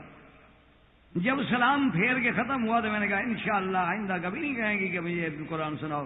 کہنے لگے بیٹا اتنا نہ اتراؤ، اتنا تو میری روز کی منزل ہے، ابھی پڑھنا ہے تو فجر کی نماز پڑھ کے پھر کھڑے ہو جاؤ۔ فرمایا تم مجھے تھکانا چاہتے، اتنا تو میں روز پڑھتی ہوں قرآن۔ تو جب وہ عورتیں تھیں، اب ان کا تصور تم کرو جناب موجودہ دور کی کسی مونالیزا سے، کسی میڈونا سے، یہ تو پھر ہمارے عقل کا خرابی ہے نا۔ کہاں چہ نسبت خاک راب عالم پاک، کہاں یہ چلتی پھرتی ہوئی گندگی کی لاشیں، اور کہاں وہ اسلام نے عورت جو بنایا ہے جس کو مقام دیا ہے، کہاں کو۔ تو وہ اہل اللہ میں سے جو عورت تھی، پتہ ہے وہ کیا کرتی؟ عشاء کے بعد، جب چونکہ ہمارے انڈو پاک میں آپ کو پتہ ہے کہ کھانا مغرب سے پہلے کھا لیا جاتا ہے رات کا، اور پھر لوگ مغرب بھی پڑھتے ہیں اور عشاء بھی پڑھتے ہیں، تو وہ جناب یہ ہے کہ عشاء کے بعد روزانہ بی بی صاحبہ غسل فرماتی، غسل فرمانے کے بعد خوشبو لگاتی، کنگھی کرتی، اچھے لباس پہنتی، جو ان کے پاس سنگار تھا یعنی سرما تھا، مساک تھا، جو بھی اس زمانے کی چیز تھی، تیار ہو کے خامد کے آنے سے پہلے ان کے کمرے میں انتظار میں بیٹھی ہوتی، بالکل بن سمر کے، اور خامد آتے اور آگے بیٹھ جاتے، 2-4 منٹ باتیں کرتے، تو پھر ان سے پوچھتی کہ آپ کو اگر میری حاجت ہے تو میں حاضر ہوں، اگر اجازت ہو تو پھر میں جا کے اللہ اللہ کروں۔ تو اگر خامد کو ضرورت ہوتی کہتے ٹھیک ہے لیٹ جاؤ، بیٹھ جاؤ، ٹھیک ہے مت جاؤ عبادت کے لیے، نفلی عبادت ہے۔ تو اگر وہ اجازت دے دیتے پھر جا کے نفلی شروع کر دیتی ہیں اور صبح تک نماز پڑھتی رہتی۔ یہ تو اس کا حق ہے۔ تو اس لیے سیدہ عائشہ جیسی بی بی رضی اللہ تعالی عنہ فرماتی ہیں کہ میں نے ہار، اس زمانے میں ایک ہار عاریتن لے لیا کہ کم از کم حضور کے سامنے کچھ تو میں گلے میں ڈال۔ اتفاق کی بات ہے، بی بی صاحبہ فرماتی ہیں کہ میں قضاء حاجت کے لیے جب باہر نکلی تو وہ ہار جو تھا ٹوٹ گیا، دھاگے واگے کا تو ہار تھا، ٹوٹ گیا، گر گیا، میں نے خیال ہی نہیں کیا۔ جب خیمے میں واپس آئی دیکھا تو ہار نہیں، تو میں پھر واپس گئی، پھر واپس آئی، جس راستے سے دیکھا نہیں ملا، تو میں نے حضور پاس یا رسول اللہ فقط تو القلادہ، میں نے وہ ہار گم کر دیا ہے، گر گیا ہے، اور وہ میرے پاس آ رہا ہے مانگا ہوا۔ حضور نے حکم دیا بھی ٹھیک ہے ذرا آرام کر لیتے ہیں اور کچھ ایسا کرو بھی تلاش کرو، وہ تلاش کیا گیا، اتفاق کی بات ہے کہ وہ ہار مل گیا۔ اب خدا کی شان دیکھیں، اب ذرا اس پہ غور کریں، یعنی کہ بس ایک واقعہ ہے اور سن لیا اور چلے گئے۔ اگر آدمی غور کرے گا، فکر کرے گا، تدبر کرے گا تو اس کے دماغ میں بات بیٹھے گی کہ اسلام نے عورت کے بارے میں کیا کیا تصورات قائم کیے ہیں، اللہ کی نظر میں عورت کا کیا مقام ہے، رسول اللہ کی نظر میں عورت کا کیا مقام ہے، اولیاء اللہ کی نظر میں عورت کا کیا مقام ہے۔ لیکن شرط ہے میرا بھائی عورت ہو، اگر عورت عورت ہی نہ رہے، اگر عورت اپنے عورت پن کو ختم کر دے پھر تو اس کا کوئی مقام نہیں۔ دیکھیں نا، اصولی سی بات ہے کہ اپنا یہ ایک ٹیپ ریکارڈر ہے، اس کا ایک مقام ہے، آپ ایک درس کو ٹیپ کریں، اچھی بات ہے۔ اب اگر کوئی آدمی اس کو پکڑ کے ایسے پھینک دے کہ یہ سڑک پہ جا پڑے، یہ کوئی بات تو نہ ہوگی۔ اس کا اپنا ایک مقام ہے، طریقے استعمال ہے۔ تو اب جب حضور کو خبر ہوئی، تلاش شروع ہوئی، اتفاق ہے کہ ہار نہ ملا، اور خدا کی شان دیکھیں کہ ایسی جگہ پر قافلے نے قیام کیا تھا کہ جہاں کوئی کنواں نہیں، کوئی پانی نہیں، کوئی چشمہ نہیں. تو کافی سارے صحابہ جو تھے وہ غصے میں آئے اور حضرت سیدنا ابو بکر کی خدمت میں گئے اور کہا کہ یا ابا بکر، یا ابا بکر، دیکھو بی بی عائشہ کو اللہ نے عزت دی، عظمت دی، حضور کی بیوی بنایا، امہات المومنین بنایا ہے، لیکن ناز کی بھی ایک حد ہوتی ہے کہ سارے قافلے کو روک دیا، ایک ہار کے لیے گر گیا تو گر گیا. اور فقط الماء، ایک روایت میں ہے کہ لیسوا علی ماء، کہ وہ کسی پانی کے چشمے پر بھی تھے، ولیس معہم ماء، ان کے ساتھ بھی پانی نہیں تھا. انہوں نے کہا ہماری نماز کا وقت آ رہا ہے، قافلہ رکا ہوا ہے، ورنہ قافلہ اگر وقت پہ چل پڑتا تو ہم کسی نہ کسی یعنی منزل پہ پہنچ جاتے، کسی چشمے پہ پہنچ جاتے، اب ہماری نماز چلی جائے گی. تو ایک تو صحابہ کا عشق صلاۃ کہ نماز کا اتنا فکر ہے کہ اب اس میں ان کے سامنے نہ بی بی عائشہ کی عظمت ہے، نہ یہ ڈر ہے کہ کہیں حضور ناراض ہو جائے گا، نہیں، نماز تو اللہ کی ہے. اور سیدنا ابو بکر صدیق کا جذبہ دیکھیں گے، جب ان کو نماز کے بارے میں صحابہ نے کہا تو فرماتے ہیں، بی بی عائشہ فرماتی ہیں کہ دخل ابی، میرا ابا جان آئے اور اس خیمے میں آئے جہاں میں بیٹھی تھی، اور سرکار دو عالم لیٹے ہوئے تھے، آرام فرما رہے تھے. اور ایک روایت مبارک میں یہ بھی آتا ہے کہ حضور صلی اللہ علیہ وسلم نے میرے گھٹنے پہ یا میرے فخذ پہ اپنا سر مبارک رکھا ہوا تھا، اور میں ادب سے بیٹھی تھی کہ حضور کے آرام میں خلل نہ ہو، حضور لیٹے ہوئے. حضرت ابو بکر صدیق آئے اور غصے سے کہا، حابستنا، تم نے ہمیں روک دیا. ان القوم لیسوا علی ماء ولیس معہم ماء، کہ قوم ایسے مقام پہ ہے کہ نہ ان کے پاس پانی ہے اور نہ ان چشمے پہ ہے، تو نماز جانے کا خوف ہے، تم نے اللہ کے پیغمبر کو ایک ہار کے لیے روک دیا. اور بی بی عائشہ فرماتی ہیں کہ میرے ابا نے مجھے اتنے زور سے مارا کہ مجھے کہتی ہیں بہت ہی والد صاحب نے اتنی قوت سے مجھے گھونسا مارا میری پشت میں کہ مجھے سخت تکلیف ہوئی، لیکن میں نے ضبط کیا کہ میں ہلوں نہیں، حضور کے آرام میں فرق نہ آ جائے. اب اسی میں اب آپ دیکھیں کہ جناب حضور صلی اللہ علیہ وسلم کی بھی آنکھ مبارک کھل گئی، فنظر علیہ جبریل علیہ السلام آ گئے اور اللہ نے فوراً قرآن نازل کر دیا، وَإِن لَّمْ تَجِدُوا مَاءً فَتَيَمَّمُوا صَعِيدًا طَيِّبًا. اللہ نے قرآن نازل کر دیا کہ میرے محبوب اپنے صحابہ کو بتا دو، اپنی امت کو قیامت تک بتا دو، ہم عائشہ کی تکلیف برداشت نہیں کر سکتے، چاہے باپ بھی مارے تو ہم برداشت نہیں کرتے، حالانکہ والد ہے، بیٹی ہے.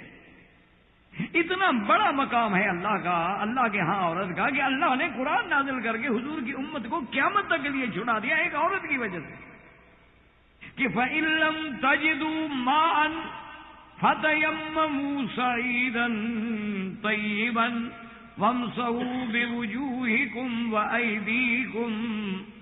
اللہ نے قرآن نازل کر دیا کہ میرا مدنی، اگر تمہارے پاس پانی نہ ہو، تیری امت کے پاس پانی نہ ہو، تو یہ ساری مٹی جو ہے میں نے تیرے لیے پاک بنا دی ہے، اس مٹی پہ تیمم کر کے نماز پڑھ لو، بس ہم قبول فرما لیں گے.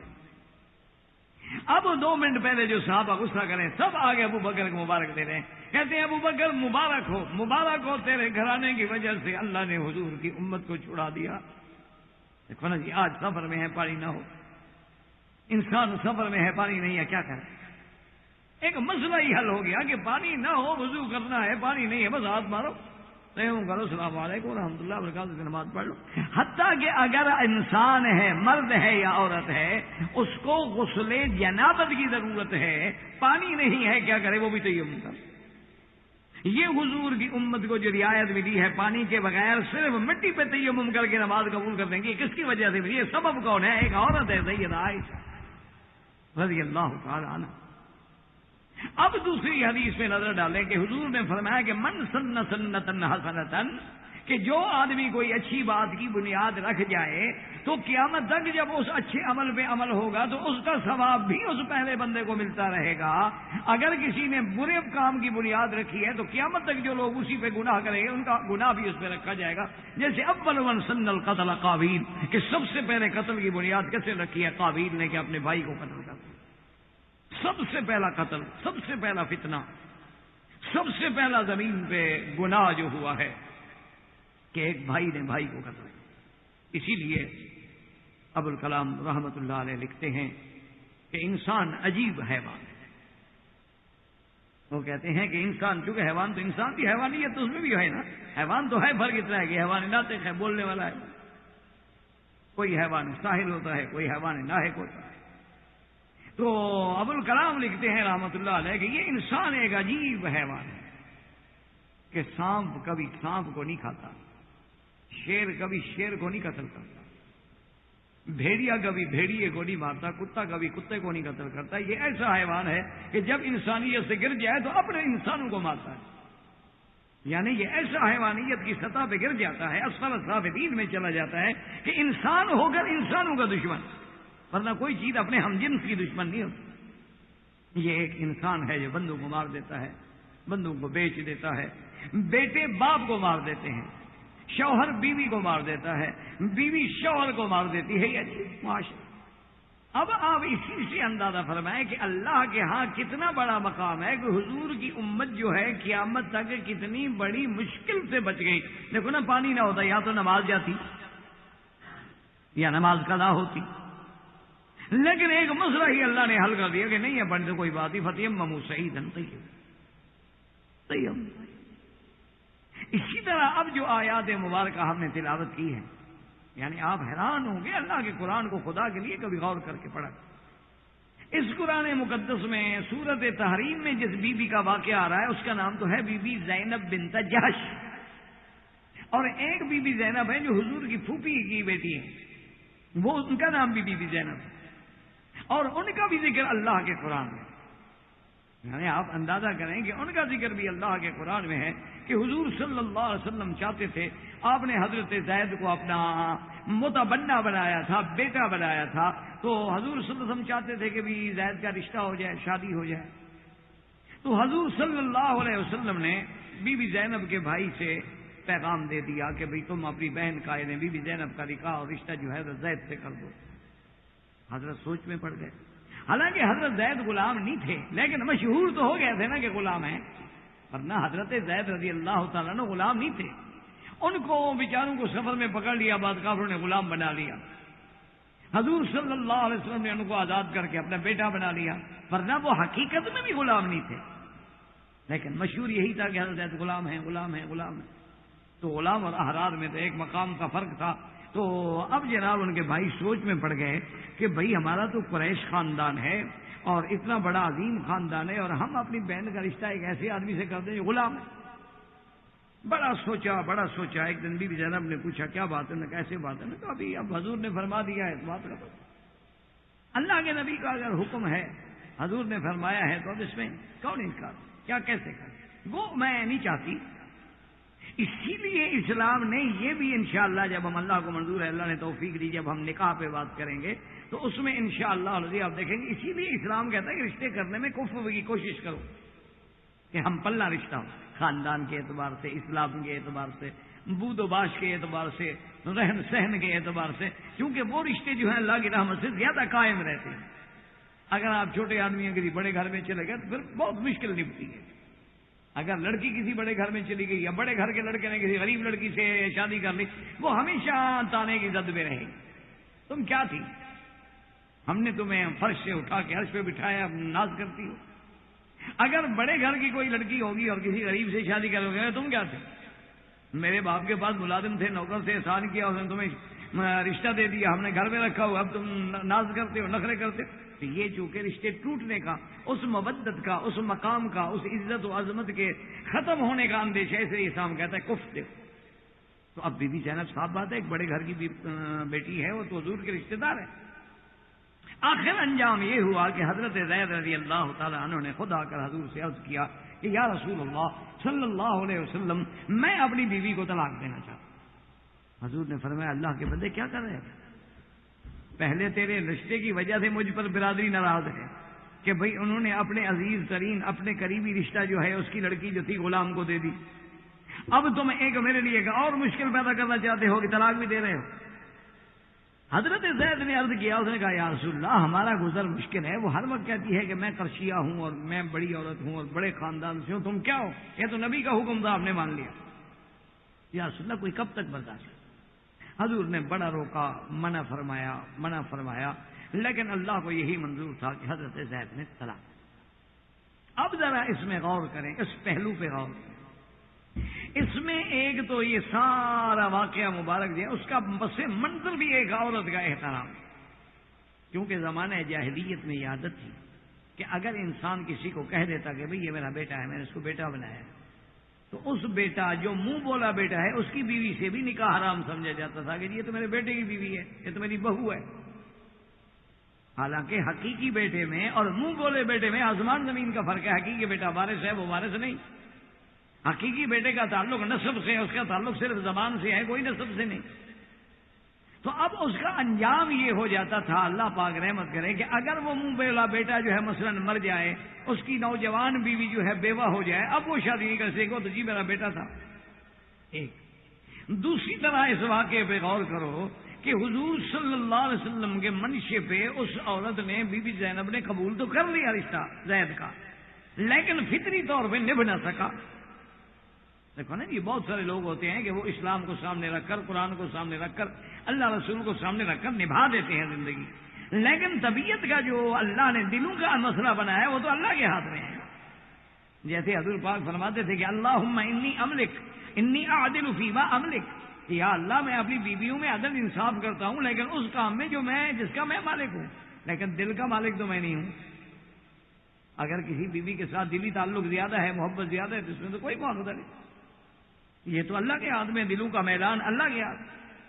تو اب اس بی بی صاحبہ نے چونکہ قبول تو کر لیا، لیکن فطری طور پہ، ذہنی طور پہ، دماغی طور پہ قبول نہ کر سکی، اور انجام یہ ہے کہ طلاق ہو گئی۔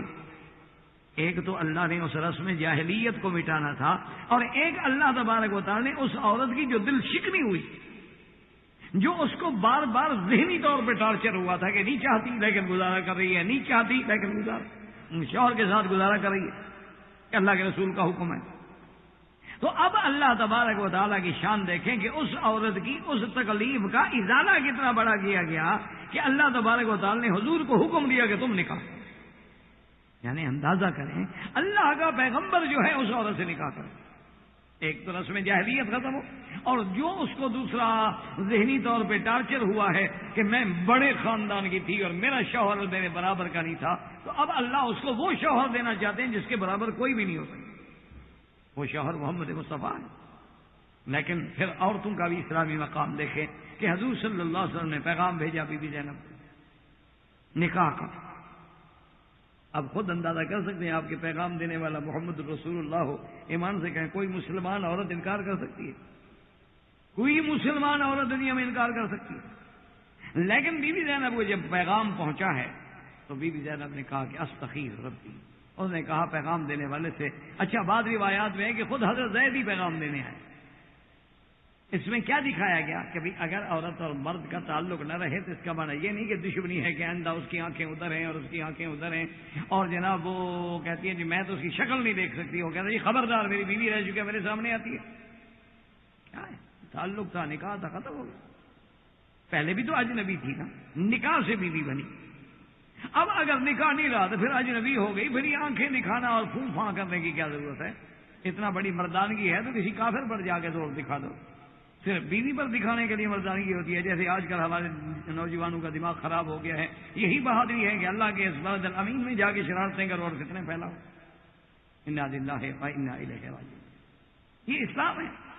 کیا کر رہے ہو؟ جس بلد کو تمہارا خدا کہتا ہے کہ آمین البلد الامین، تو کیا تم یہودیوں کو، کافروں کو کیا پیغام دینا چاہتے ہو؟ اب ہم اس کے امن کو خود فتنہ بنا رہے ہیں۔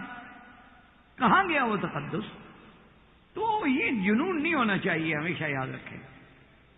تو اب جناب جب حضور نے پیغام بھیجا، یہ ہے عدل، یہ ہے انصاف، کہ بی بی کہتی ہے استخیر ربی، کہ سرکار دو جہاں سے جا کے کہہ دیں کہ میں پہلے اپنے رب سے پوچھ لوں، استخارہ کروں گی، اگر میرے اللہ کو منظور ہے اور استخارے میں خیر آ گئی تو میں ایک رشتہ کر لوں۔ اسی لیے حکم ہے کہ اگر لڑکی کا رشتہ ہے، لڑکے کا رشتہ ہے، استخارہ کرو، 2 رکعت نفل پڑھو اور دعا پڑھ لو استخارے کی۔ ایک رات میں کوئی سمجھ نہیں آئے، دوسری رات، تیسری رات، چوتھی رات، پانچویں رات، چھٹی رات، ساتویں رات، 7 راتوں تک کر کے اللہ پہ چھوڑ دو۔ اگر تمہارے حق میں وہ کام بہتر ہے تو خود بخود رستے بن جائیں گے، اور اگر وہ کام بہتر نہیں ہے تو خود بخود ٹل جائے۔ یہ ضروری نہیں ہے کہ تم خواب دیکھو، فلاں دیکھو۔ اور ایک اور بھی رواج ہمارے یہاں ہو گیا ہے نا جی، خاص طور پہ عورتوں نے استخارہ کرنا ہو تو کہتے ہیں جی چلو پیر صاحب سے استخارہ کرائیں گے. وہ پیر صاحب کو تو اپنا پتہ نہیں تمہارا کیا استخارہ کرے گا. وہ ابھی چند دنوں کی بات ہے، ایک بہت بڑے عہدے کا آدمی ہے، میں نام نہیں لیتا، تو اس نے کہا کہ جی فلاں صوفی صاحب جو ہے نا، فلاں بزرگ جو ہیں، انہوں نے مجھے تو 3 مہینے جناب 3 مہینے مجھے پہلے کہہ دیا تھا کہ فلاں تاریخ کو جو ہے تم فلاں عہدے پہ پہنچو. وہ صوفی صاحب اتنے پہنچے ہوئے ہیں کہ مجھے انہوں نے 3 مہینے پہلے خبر دے دی. کمال ہے کہتا ہے میرے مرشد کا کہ ان کو اتنا علم تھا کہ 3 مہینے پہلے مجھے بتا دیا. میں نے کہا یار اس مرشد سے پوچھنا کہ اس مرشد کا جس علاقے میں گھر ہے وہاں ان کے خاندان کی ایک لڑکی گم ہو گئی.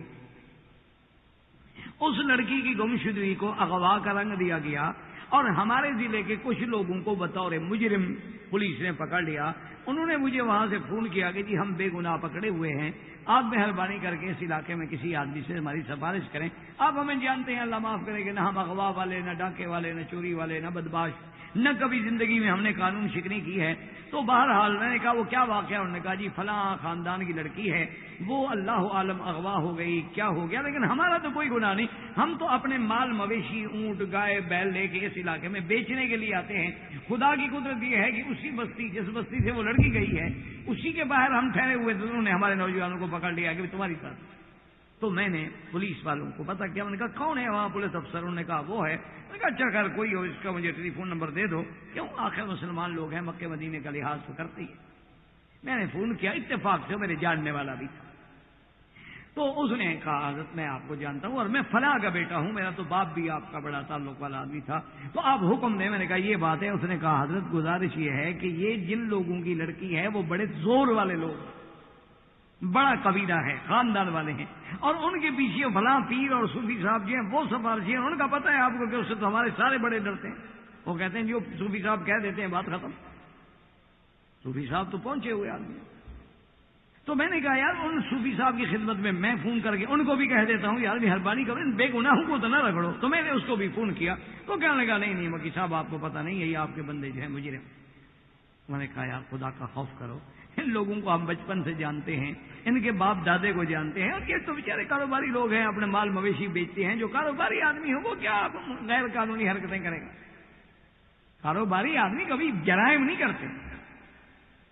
تو بہرحال اس نے کہا جی نہیں یہ آپ کے بندے جو ہیں. میں نے کہا ٹھیک ہے. ان کا جی آپ کی مرضی ہے، میرا فرض تھا، میں نے آپ کو بتا دیا کہ آدمی بے گناہ ہے.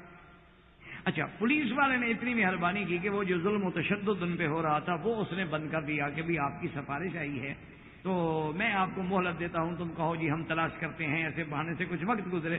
اچھا 4 دن کے بعد وہ لڑکی مل گئی، اللہ کی شان ہے. وہ بیچاری کچھ ذہنی مریض تھی، گھر سے نکلی اور خود بخود کسی بس پہ بیٹھ کے نکل گئی، اور جہاں گئی ان بیچاروں کو بتاتی نہیں کہ میں کہاں کی ہوں. ان بیچاروں نے عزت کے ساتھ گھر میں رکھا اور کئی دنوں کے بعد پہنچایا. تو میں نے کہا یار تمہارے صوفی صاحب کو تمہارے 3 مہینے پہلے عہدے کا پتہ تو لگ گیا، قبیلے کی عورت کا پتہ تو نہیں لگا کوئی لڑکی نکل گئی ہے یا کہاں ہے. یہ اچھے پیر ہیں، اس وقت بیٹھ کے دیکھ لیتے کہ جی لڑکی کی طرف. یہ کہانیاں ہوتی ہیں، جھوٹ ہوتے ہیں، بنائے جاتے ہیں. اصل چیز وہ ہے جو اللہ رسول کا حکم ہے کہ استخارہ. تو بی بی زینب فرماتی ہیں کہ میں نے کہا کہ استخیر ربی، اور فرماتی ہیں کہ فما لبث الا قلیلا، تھوڑی دیر گزری کہ میں کیا دیکھتی ہوں کہ سرکار دو جہاں میرے گھر میں آ گئے اور بغیر اجازت کے، بغیر اذن کے، بغیر اطلاع دیے ہوئے حضور میرے گھر کے اندر آ رہے ہیں. میں تو گھبرا گئی کہ بھائی سرکار دو عالم تو کبھی بغیر اطلاع کے کسی کے گھر میں آتے نہیں، اور اگر آئیں تو پھر اللہ رسول کا حکم ہے کہ پہلے دروازے پہ کھڑے ہوں، اجازت مانگیں. حضور میرے گھر میں آ رہے ہیں. تو خیر بی بی صاحبہ کہتی ہیں میں ڈر بھی گئی اور گھبرا بھی گئی کہ خدا خیر کرے کیا بات ہے. تو حضور آئے اور فرمایا ان اللہ زینب ان اللہ زوجنی، اللہ نے میرا آپ کے ساتھ نکاح جو ہے وہ عرش سے کر دیا ہے. اور اللہ کا قرآن نازل ہوا کہ فلما قضا زید منها وطرا زوجناکها، کہ جب حضرت زید کی حاجت پوری ہو گئی، انہوں نے طلاق دے دیا، اللہ نے فرمایا ہم نے آپ کا نکاح کیا ہے. اسی لیے بی بی زینب ہمیشہ حضور کی بیویوں میں بیٹھ کے فخر کرتی تھی. وہ کہتی تھی تمہارے باپ دادے نے نکاح کیا، تمہارے چاچے نے نکاح کیا، تمہارے بھائی نے نکاح کیا، لیکن میں تو وہ خوش نصیب عورت ہوں نا کہ جس کا نکاح خود خدا نے کیا. کہتی بی بی عائشہ کی بڑی شان ہے، لیکن نکاح تو ابو بکر نے کر کے دیا ہے، میرا نکاح تو خدا نے کیا.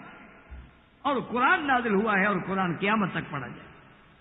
یعنی آپ اندازہ کریں کہ ایک طرف تو اس حرمت کو کہ منہ بولے بیٹے کی بیوی سے نکاح حرام ہے اس کو ختم کرنا تھا، اور دوسری طرف سے جو بیوی کو حضرت زید کے ساتھ نکاح کرنے میں ذہنی تکلیف ہوئی چونکہ اور نکاح ہوا حضور کے حکم سے، تو اللہ نے اس کا بدلہ یہ دیا کہ خود حضور کی بیوی بنا کے امہات المومنین بنا۔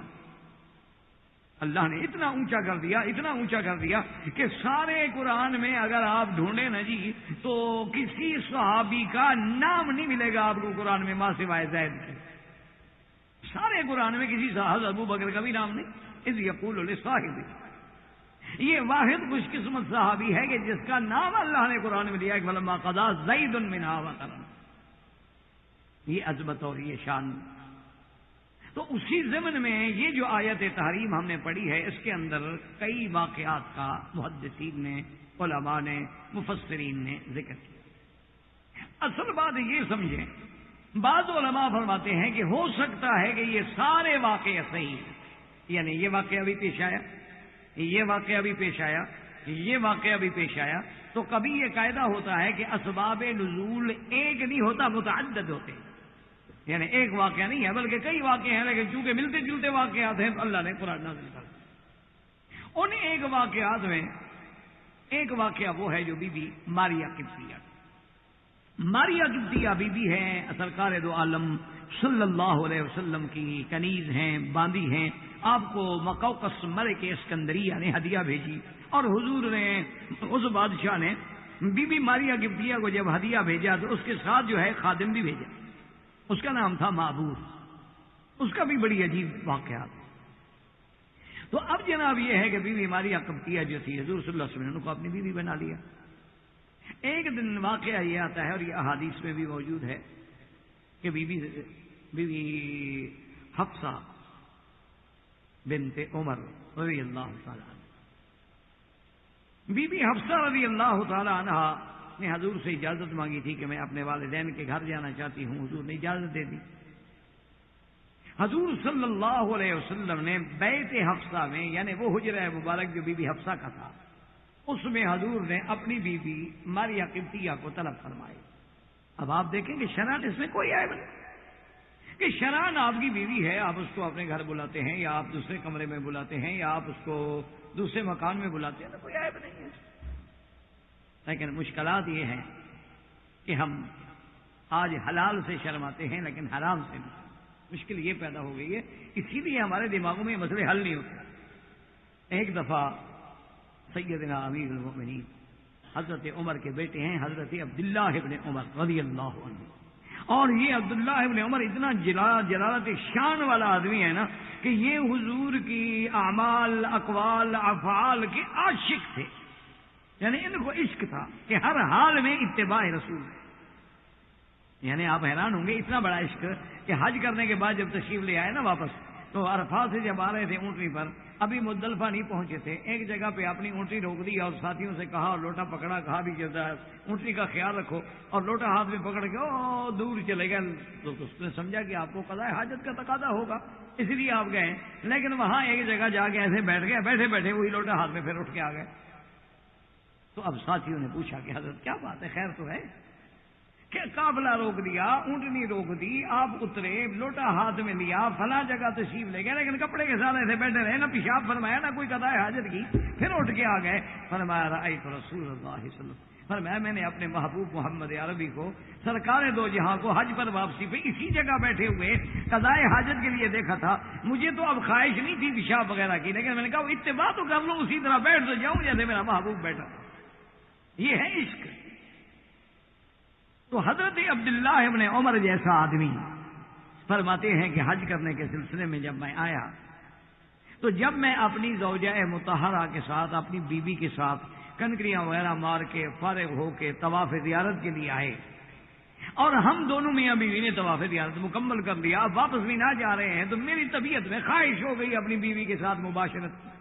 انسان ہے، اسی وقت بھی خواہش ہو سکتی، لیکن مشکل یہ ہے نا میرا عزیز کہ انسان کے دماغ میں جب تہذیب مغرب کا اثر ہو جائے، ان کے لیے یہ واقعات عجیب لگتے ہیں۔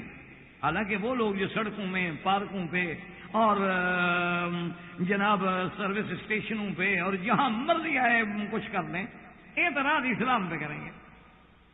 وہ حضرت عبداللہ ابن عمر فرماتے ہیں کہ میں نے اپنی بیوی سے اپنی خواہش کا اظہار کیا کہ میری طبیعت پہ خواہش ہو گئی ہے، اور اسلام کا یہ حکم ہے، باقاعدہ حکم ہے کہ اگر تم باہر جا رہے ہو اور تمہیں کسی عورت کے پاؤں پہ، ہاتھ پہ، پنڈلی پہ، بدن پہ نظر پڑی اور تیرے جذبات شہوت جو تھے وہ انگیخت ہو گئے، حضور نے فرمایا فرج الی اہلک، اپنے گھر لوٹاؤ. تمہارے گھر کے اندر بھی تو وہ چیز موجود ہے جو تم باہر ڈھونڈنا چاہتے ہو. یہ حکم ہے.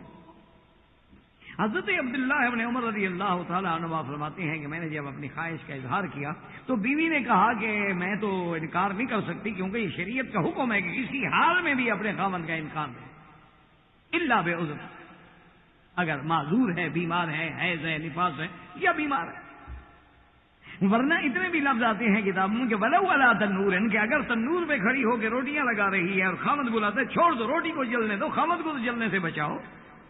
تم کیا چاہتی ہو کہ خاوند جہنم میں جل جائے؟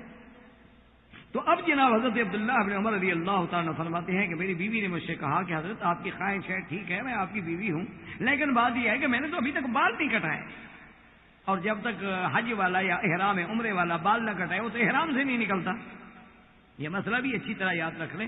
ہماری بیٹیاں یہ سمجھتی ہیں کہ وہ جو چادر رومال باندھا ہوتا ہے نا بالوں کو، بس کھول دے، اوہ احرام ہم نے کھول دیا جی، او احرام شیرام ہے، کپڑے کھولنے سے نہیں کھلتا. یا جیسے ہمارے مردوں کو بھی یہ غلط فہمی ہے کہ احرام کے بعد وہ جی ہم نے کپڑے چادریں اتار دی، تولیے اتار دی، ہم نے سلوار قمیض پہن لیا، احرام کھول دیا جی. اور سلوار قمیض پہننے سے احرام نہیں کھلتا جب تک حلق نہ ہو یا قصر نہ ہو. جب تک آپ حلق نہ کرائیں یا بال نہ کٹائیں، لاکھ دفعہ سلوار قمیض پہن لیں، الٹا مجرم بنتے جائیں گے، احرام سے نہیں نکلیں گے. احرام سے نکلنے کا حل یہ ہے کہ جب طواف کر لو، صفا مروا دوڑ لو، تو اب سر پہ اس طرح پھرواؤ.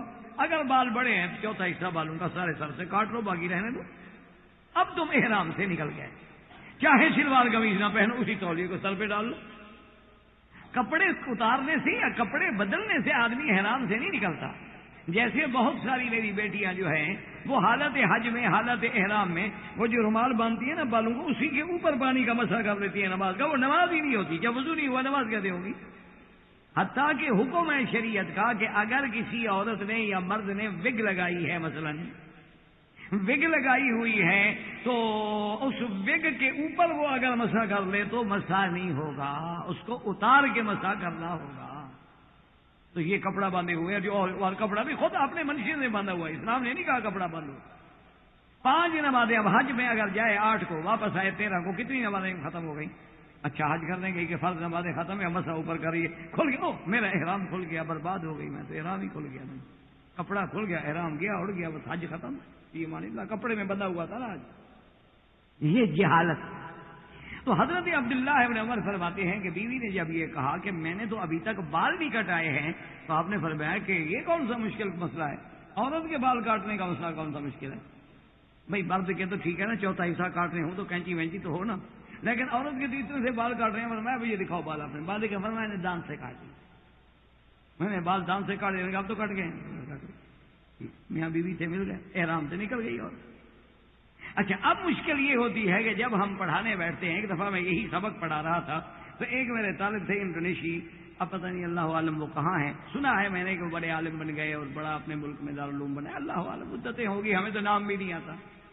ہمیں تو اللہ کا شکر ہے اپنے طالبوں کے نام کا بھی پتہ نہیں ہوتا، کیونکہ جب اللہ کے لیے پڑھانا ہے تو پھر نام کیا رکھنے ہیں. ہم کو پیر تو ہے نہیں کہ رجسٹر رکھیں اولاد کے کام آئے گا کہ کتنے مرید ہیں. ان کے ہاتھ ریکارڈ ہوتا ہے نا باقاعدہ، وہ پیروں کے بعد رجسٹریشن ہوتی ہے باقاعدہ. ایک دفعہ جب ہمارے ہاں قومی ملکیت میں زمینیں لی گئیں تو ایک پیر صاحب تھے، میرے دوست تھے، تو میں نے ان سے بطور افسوس کہا، میں نے کہا جی آپ کی بڑی جاگیریں ہیں، اب یہ زمین شمین. انہوں نے کہا مکی صاحب جاگیریں لے لیں گے نا، پیری تو نہیں لے لیں گے. میں نے کہا کیا مطلب؟ انہوں نے کہا حضرت، اس نے نوکر سے کہا وہ جا خلیفے سے جا کے رجسٹر لے کے آ کر. نے کہا حضرت 3 لاکھ رجسٹرڈ مرید ہے میرا، 50 روپے بھی میں سال کے ایک مرید سے لوں تو سال کے کتنے پیسے بنیں گے؟ میری گاڑیوں کاروں میں فرق نہیں آتا، ساری زمین لے جاؤ. میں نے کہا بھی بات ٹھیک ہے، یہ پیری واقعی بڑی کام کی چیز ہے، اس پہ نہ پابندی لگے، نہ اس پہ کوئی ٹیکس لگے، نہ ایکسائز والے کچھ بگاڑ سکیں، نہ اس کا CBR والے کچھ بگاڑ سکیں. یہ ایک ایسا ماشاءاللہ اور ایسا امر دھارا دھندا ہے کہ ہر بیماری کی شفا ہے. تو خیر بہرحال مجھ سے اس طالب نے کہا، کہنے لگا کہ دیکھو جی کہ حضرت عبداللہ بن عمر جیسا پاک آدمی، مقدس آدمی، کیا وہ اتنی صبر نہیں کر سکتے تھے کہ مینا پہنچ جاتے یا واپس مکے آ جاتے؟ کوئی ضروری تھا کہ راستے میں اپنی بیوی سے ملتے؟ تو اس نے بطور اعتراض مجھے، شاگرد تھا، شاگرد تو شاگرد ہوتے ہیں، طالب تو آپ جانتے ہیں نا طالب کیسے ہوتے ہیں۔ امام ابو یوسف کے پاس رحمۃ اللہ علیہ کے بعد طالب پڑھتے تھے، وہ بولتا نہیں، تو ایک دن امام ابو یوسف رحمۃ اللہ علیہ نے فرمایا اللہ کے بندے سارے طالب بولتے ہیں، سوال کرتے ہیں، پوچھتے ہیں، تم چپ رہتے بولتے کیوں نہیں ہو؟ تو دوسرے دن امام صاحب مسئلہ بیان کر رہے تھے کہ بھئی ہم نے افطار روزے کا اس وقت کرنا ہے جب سورج ڈوب جائے، جب تک سورج نہ ڈوبے ہم افطار نہیں کر سکتے ہیں۔ تو کہنے لگا اچھا استاد اگر سورج نہ ڈوبے تو پھر کیا کریں؟ تو آپ نے کہا بس تمہارا نہ بولنا ہی بہتر ہے۔ اچھا ہوا، شکر ہے کہ تمہارا نہ بولنا۔ وہ ہمارے انڈیا میں رامپور میں ایک شادی ہوئی ایک بہو کی، ایک لڑکی یعنی بہو بن کے کسی گھر میں گئی، اب جناب وہ بہو بولے ہی نا، تو ساس بیچاری پریشان ہو گئی کہ کہیں میری بہو گونگی تو نہیں، کہ 2 دن گزر گئے، 4 دن گزر گئے، 5 دن گزر گئے، اللہ کی بندی بولتی ہی نہیں۔ تو ایک دن آخر ساس نے پکڑ لیا، اس نے کہا دلہن کیا بات ہے، تم ہماری اچھی بہو ہو، 6 دن گزر گئے، میں نے تو اپنی زبان ہلتی بھی نہیں دیکھی، کیا خیر تو ہے، تم گونگی وونگی تو نہیں ہو، تم بولا کرو، کچھ ہنسا کرو۔ کہنے لگی اچھا ساس ایک بات بتاؤ، اگر تیرا پتر مر جائے تو پھر میری شادی کیسے کرو گی؟ اس نے کہا پھر تمہارا وہ گونگا رہنا ہی بہتر ہے۔ انہوں نے کہا اچھا ہے، شکر ہے کہ تم اسی طرح خاموش ہی ہو۔ یہ ساس سے پوچھ رہی کہ تمہارا بیٹا جو مر جائے تو میں بیوہ ہو گئی، پھر میری شادی کس سے ہوگی؟ دیکھو بولی ہے تو کیا بولی۔ اسی لیے ہمارے یہاں ایک محاورہ بھی ہے کہ مردہ نہ بولے، اگر بولے تو کفن پھاڑ کے بولے، ایک محاورہ بھی، پھر کفن پھاڑ کے ہی بولے گا نا بیچارہ۔ تو بہرحال کہنے کا مقصد یہ تھا کہ اس نے اعتراض کیا، تو میں نے اس کو بتایا، میں نے کہا میرا بھائی فرق اتنا ہے کہ وہ لوگ تھے دین پہ چلنے والے، ان کو حلال سے شرم نہیں تھا، حرام سے شرم تھا۔ ہمیں آج حرام سے شرم نہیں، حلال سے شرم ہے کہ اپنی بیوی کے ساتھ ہم مدینہ منورہ جا رہے ہوں، گاڑی بھی ہے، کار بھی ہے، راستے میں ہمیں کمرہ بھی مل سکتا ہے، کبھی جرت نہیں کریں گے بیوی سے کہ بھئی میری خواہش ہو رہی ہے۔ لیکن خدا نہ خواستہ اگر راستے میں کوئی خوبصورت لڑکی کھڑی ہو تو مولوی صاحب بھی دیکھ لیں گے، آپ بھی دیکھ لیں گے انشاءاللہ، نظر انشاءاللہ وہ ہوگی۔ جیسے کسی نے کہا تھا نا اکبر الہ آبادی نے کہ ہمارا بزرگ جو ہے، پیر جو ہے ماشاءاللہ، خلاف شرع کبھی شیخ تھوکتا بھی نہیں، یعنی خلاف شریعت تو یہ بھی نہیں کہ کبھی دائیں تھوک دے، بائیں تھوکتا ہے، لیکن اندھیرے اجالے میں چوکتا بھی نہیں۔ تو اصل بات یہ ہے کہ ان لوگوں کو حلال، جب حلال ہے تو حلال ہے، بات ختم ہو گئی۔ کہ اللہ نے نکاح کر دیا، پھر پوچھنے کی کیا ضرورت ہے؟ اللہ نے بیوی کو حلال کیا ہے تو اس میں پوچھنے کی کیا ضرورت ہے؟ تو اب ذرا اس قرآن کی آیات کو دیکھیں کہ قصہ تحریم میں کتنی بڑی نزاکتیں ہیں کہ بی بی ماریہ ہے، اگر انہوں نے حضور نے بی بی حفصہ کے گھر میں بلا لیا تو کیا ان کی بیوی ہے؟ کیونکہ مستشرقین پھر اس قصے کہانیوں کو بناتے ہیں کہ دیکھیں جی ان کا نبی تو جہاں بیٹھتے تھے وہ تو عورت کو ہی بلاتے تھے، یہ نعوذ باللہ، یعنی جن کے اپنے ہر کام میں عورت ہے، جن کی اپنی عورتوں کا یہ عالم ہے کہ سڑک پہ کھڑے ہو کے زبردستی کار میں بیٹھ جاتی ہیں، جن کی عورتوں کا یہ عالم ہے کہ باقاعدہ اشتہار چھپوا کے ہر ٹیلی فون PCO پہ لگا آتی ہیں کہ جب کال کرنا ہو تو مجھے اس نمبر پہ کال کرو، وہ اعتراض کرتے ہیں اسلام پہ، یہ دکھ کی بات نہیں۔ اور خدا کے بندے کچھ تو خوف کرو، سرکار دو عالم کی بیوی ہے۔ اچھا پھر سرکار دو عالم صلی اللہ علیہ وسلم کے پاس موجودہ دور کی طرح محلات تو ہے نہیں کہ آپ کسی کو الگ محل میں رکھیں اور کسی کو الگ محل رکھیں، یہ حجرات تھے حضور پاک کے، یہ جہاں آپ کا مزار مبارک ہے بی بی عائشہ کا ہو، اس سے پہلے جو ہے وہ بی بی فاطمہ کا ہو، اس سے آگے جو ہے اسی طرح جہاں آج کل صف اول ہوتی ہے، آپ نے دیکھا ہوگا مدینہ شریف میں جہاں امام نماز کھڑے ہو کے پڑھاتے ہیں محراب میں، یہ سارے اسی صف میں حجرے تھے حضور صلی اللہ علیہ وسلم کی بیویوں کے، ایک حجرہ آگے تھوڑا سا صحن، دروازے پہ ٹاٹ کا کپڑا، یہ گھر ہے حضور صلی اللہ علیہ وسلم۔ تو حضور صلی اللہ علیہ وسلم نے بی بی صاحبہ کو بلا لیا، اور بی بی صاحبہ جب حضور صلی اللہ علیہ وسلم اپنی حاجت مبارک پوری فرما لی، حضور صلی اللہ علیہ وسلم جو ہی باہر تشریف لائے، دیکھا کہ بی بی حفصہ باہر دروازے کے کمرے کے باہر بیٹھی ہوئی رو رہی ہے، کیونکہ اس کو پتا ہے کہ اندر سرکار دو عالم ہے اور ایک عورت کا جوتا مبارک ہے، صاف بات ہے کہ آپ کی کوئی بیوی آپ نے بلائی ہے تو ادب کا تقاضا ہے، اندر تو نہیں جاتی۔ لیکن حضور نے فرمایا کیوں رو رہی ہو؟ تو کہا یا رسول اللہ میرے گھر میں آپ نے دوسری بیوی کو کیوں بلایا، اس میں تو میری توہین ہے۔ اس نے فرمایا، اس نے عرض کیا کہ یا رسول اللہ میرا گھر ہے، میرا نوبہ ہے، میرا بستر ہے، آپ کو اگر بی بی ماریہ قبطیہ سے ملنا تھا تو بی بی ماریہ قبطیہ کے گھر میں تشریف لے جائیں، میرے گھر میں حضور آپ نے بلایا، اس کا مطلب ہے کہ اس کی شان تو اونچی کر دی، میری شان کم کر دی، حالانکہ میں تو عمر کی بیٹی ہوں۔ تو حضور نے فرمایا کہ اچھا تم ناراض نہ ہو، آج کے بعد میں نے اپنے اوپر بی بی ماریہ کو حرام کر دیا۔ تو ایک واقعہ سورت تحریم کے نزول کا یہ ہے، زندگی باقی تو بات باقی، واللہ تعالی عالم وعلمہ اتم۔ اللہم صلی علی محمد وعلی آل محمد وبارک وسلم۔ قرآن اسلام واجب الاحترام بزرگوں، دوستوں، بھائیوں، عزیز نوجوانوں، اللہ کے قرآن کے حکم میں، معانی میں پوری توجہ کرنی چاہیے، کیونکہ یہ تو اس بادشاہ کا کلام ہے جو بادشاہوں کا بادشاہ۔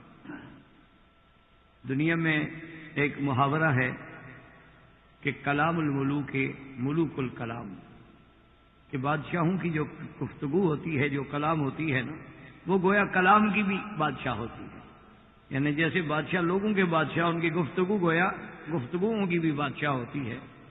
تو بادشاہوں کی باتوں میں اشارات ہوتے ہیں، عنایات ہوتے ہیں، بات بڑی محدود ہوتی ہے لیکن معنی بڑے دور رفتار، دور رس ہوتے، اور یہ تو اس اللہ کا کلام ہے جو شہنشاہ ہے، جو ملک الملک ہے، ملک الاملاک۔ اس صورت تحریم کے شان نزول میں ایک واقعہ کا ذکر کیا گیا ہے کہ سرکار دو عالم رحمت مجسم سیدنا محمد مصطفیٰ صلی اللہ علیہ وسلم نے بی بی حفصہ جو سیدنا عمر کی بیٹی ہیں اور زوجہ محمد مصطفیٰ ہے، سیدہ حفصہ کے گھر میں حضور تشریف لے آئے، ان کا دن تھا، ان کی نوبت تھی، ان کی باری تھی، کیونکہ حضور صلی اللہ علیہ وسلم انتہائی عدل فرماتے تھے۔ ایک تو آپ کی زندگی کا روز کا معمول مبارک یہ تھا کہ ہر روز عصر کے بعد تقریباً آپ اپنی تمام بیویوں کے پاس، تمام ازواج کے پاس، امہات المؤمنین کے پاس تشریف لے جاتے، کہیں 10 منٹ، کہیں 5 منٹ بیٹھتے، خیریت پوچھتے، حال احوال پوچھتے، کوئی حاجت ہوتی، کوئی ضرورت ہوتی، یا وہاں کوئی اور عورت آئی ہوئی ہوتی کسی مسئلے کے لیے، اس کے مسائل بھی حل کر دیتے۔ اور پھر حضور صلی اللہ علیہ وسلم عشاء کے بعد اس بیوی کے گھر میں تشریف لے جاتے جس کی باری تھی، جس کی نوبت تھی، کیونکہ اسلام نے یہ پابندی لگائی کہ اگر ایک آدمی ایک سے زیادہ شادیاں کرتا ہے تو اس کے لیے انصاف لازمی ہے، عدل لازمی ہے، لباس میں، نفقات میں، حتیٰ کہ وقت میں۔ ہاں باقی دلوں کے معاملے ہیں وہ اللہ کے ہاتھ میں ہیں۔ تو حضور صلی اللہ علیہ وسلم تشریف لے گئے۔ یہ باری جو تھی بی بی حفصہ کی، بی بی حفصہ رضی اللہ تعالی عنہ نے حضور سے اجازت طلب کی تھی اپنے والدین کے گھر جانے کی، تو حضور پاک نے اجازت دے دی۔ بی بی حفصہ رضی اللہ تعالی عنہ اپنے والدین کے گھر تشریف لے گئیں، اور سرکار دو عالم رحمت مجسم سیدنا محمد رسول اللہ صلی اللہ علیہ وسلم نے اپنی ایک باندی ماریا قبطیہ، جن کو آپ نے پھر اپنی بیوی بنا لیا، آپ کی زوجہ بن گئی، وہ بھی امہات المومنین میں شامل ہو گئی۔ اور سیدہ خدیجہ الکبریٰ کے بعد صرف یہ بیوی ہے جس کے بطن سے اللہ نے حضور کو بیٹا دیا، ورنہ حضور کی جتنی اولاد ہے وہ ساری سیدہ خدیجہ الکبریٰ سے۔ آپ کی چاروں بیٹیاں، آپ کے تینوں بیٹے جو ہیں، وہ 2 بیٹے عبداللہ، ابراہیم، یہ سب بی بی خدیجہ کے بطن سے۔ آپ کی چاروں بیٹیاں بی بی رقیہ، ام کلثوم، زینب، فاطمہ رضوان اللہ علیہن اجمعین، یہ سب بی بی خدیجہ کے بطن سے۔ حضور کے ایک بیٹے حضرت ابراہیم ہیں جو بی بی ماریہ قبطیہ کے بطن سے، لیکن اللہ کو یہی منظور تھا، وہ بھی فوت ہو گئے۔ تو بی بی ماریہ قبطیہ کو حضور پاک نے پیغام بھیجا اور ان کو بلا لیا، کیونکہ سرکار دو جہاں کی اپنی ایک سوچ تھی، ہر کسی کی اپنی اپنی سوچ ہوتی ہے نا، اپنی اپنی فکر ہوتی ہے، ہر کسی کی ایک فکر ہے، ایک سوچ ہے۔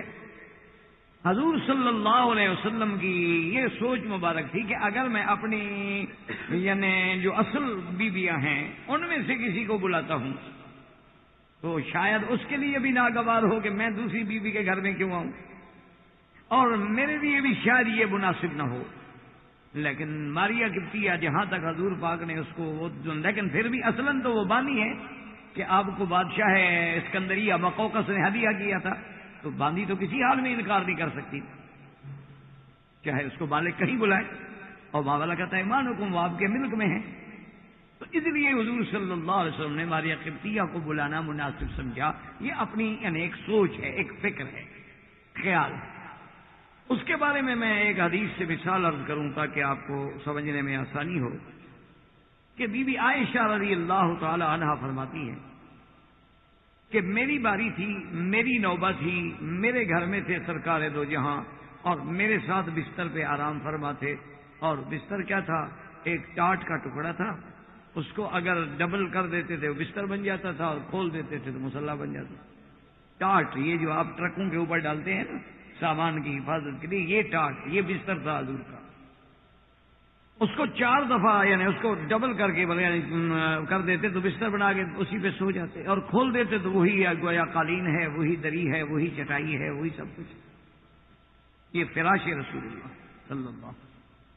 آج کل ہم عشق کے دعوے تو بہت کرتے ہیں نا جی، مولوی بھی، پیر بھی، بڑے بڑے لوگ بھی، لیکن ان کی زندگیوں کو اور سرکار دو عالم کی زندگی کو دیکھو تو ایسا تفاوت معلوم ہوتا ہے کہ آدمی حیران ہو جائے کہ خدا جانے ہمارا عشق کس بات میں ہے، صرف نام لینے میں یا میٹھی چیز کھانے میں، حلوہ کھانے میں، بس ہمارا عشق اسی طرح محدود ہے. لیکن دندان مبارک شہید کرانے میں تو کسی کو توفیق نہیں ہوتی. اللہ کی توحید کے لیے اپنے پاؤں چھلنی کرانے کی تو کسی کو توفیق نہیں ہوتی. اتباع سنت رسول میں رات کو ٹاٹ پہ سونے کی تو کسی کو تکلیف نہیں ہوتی.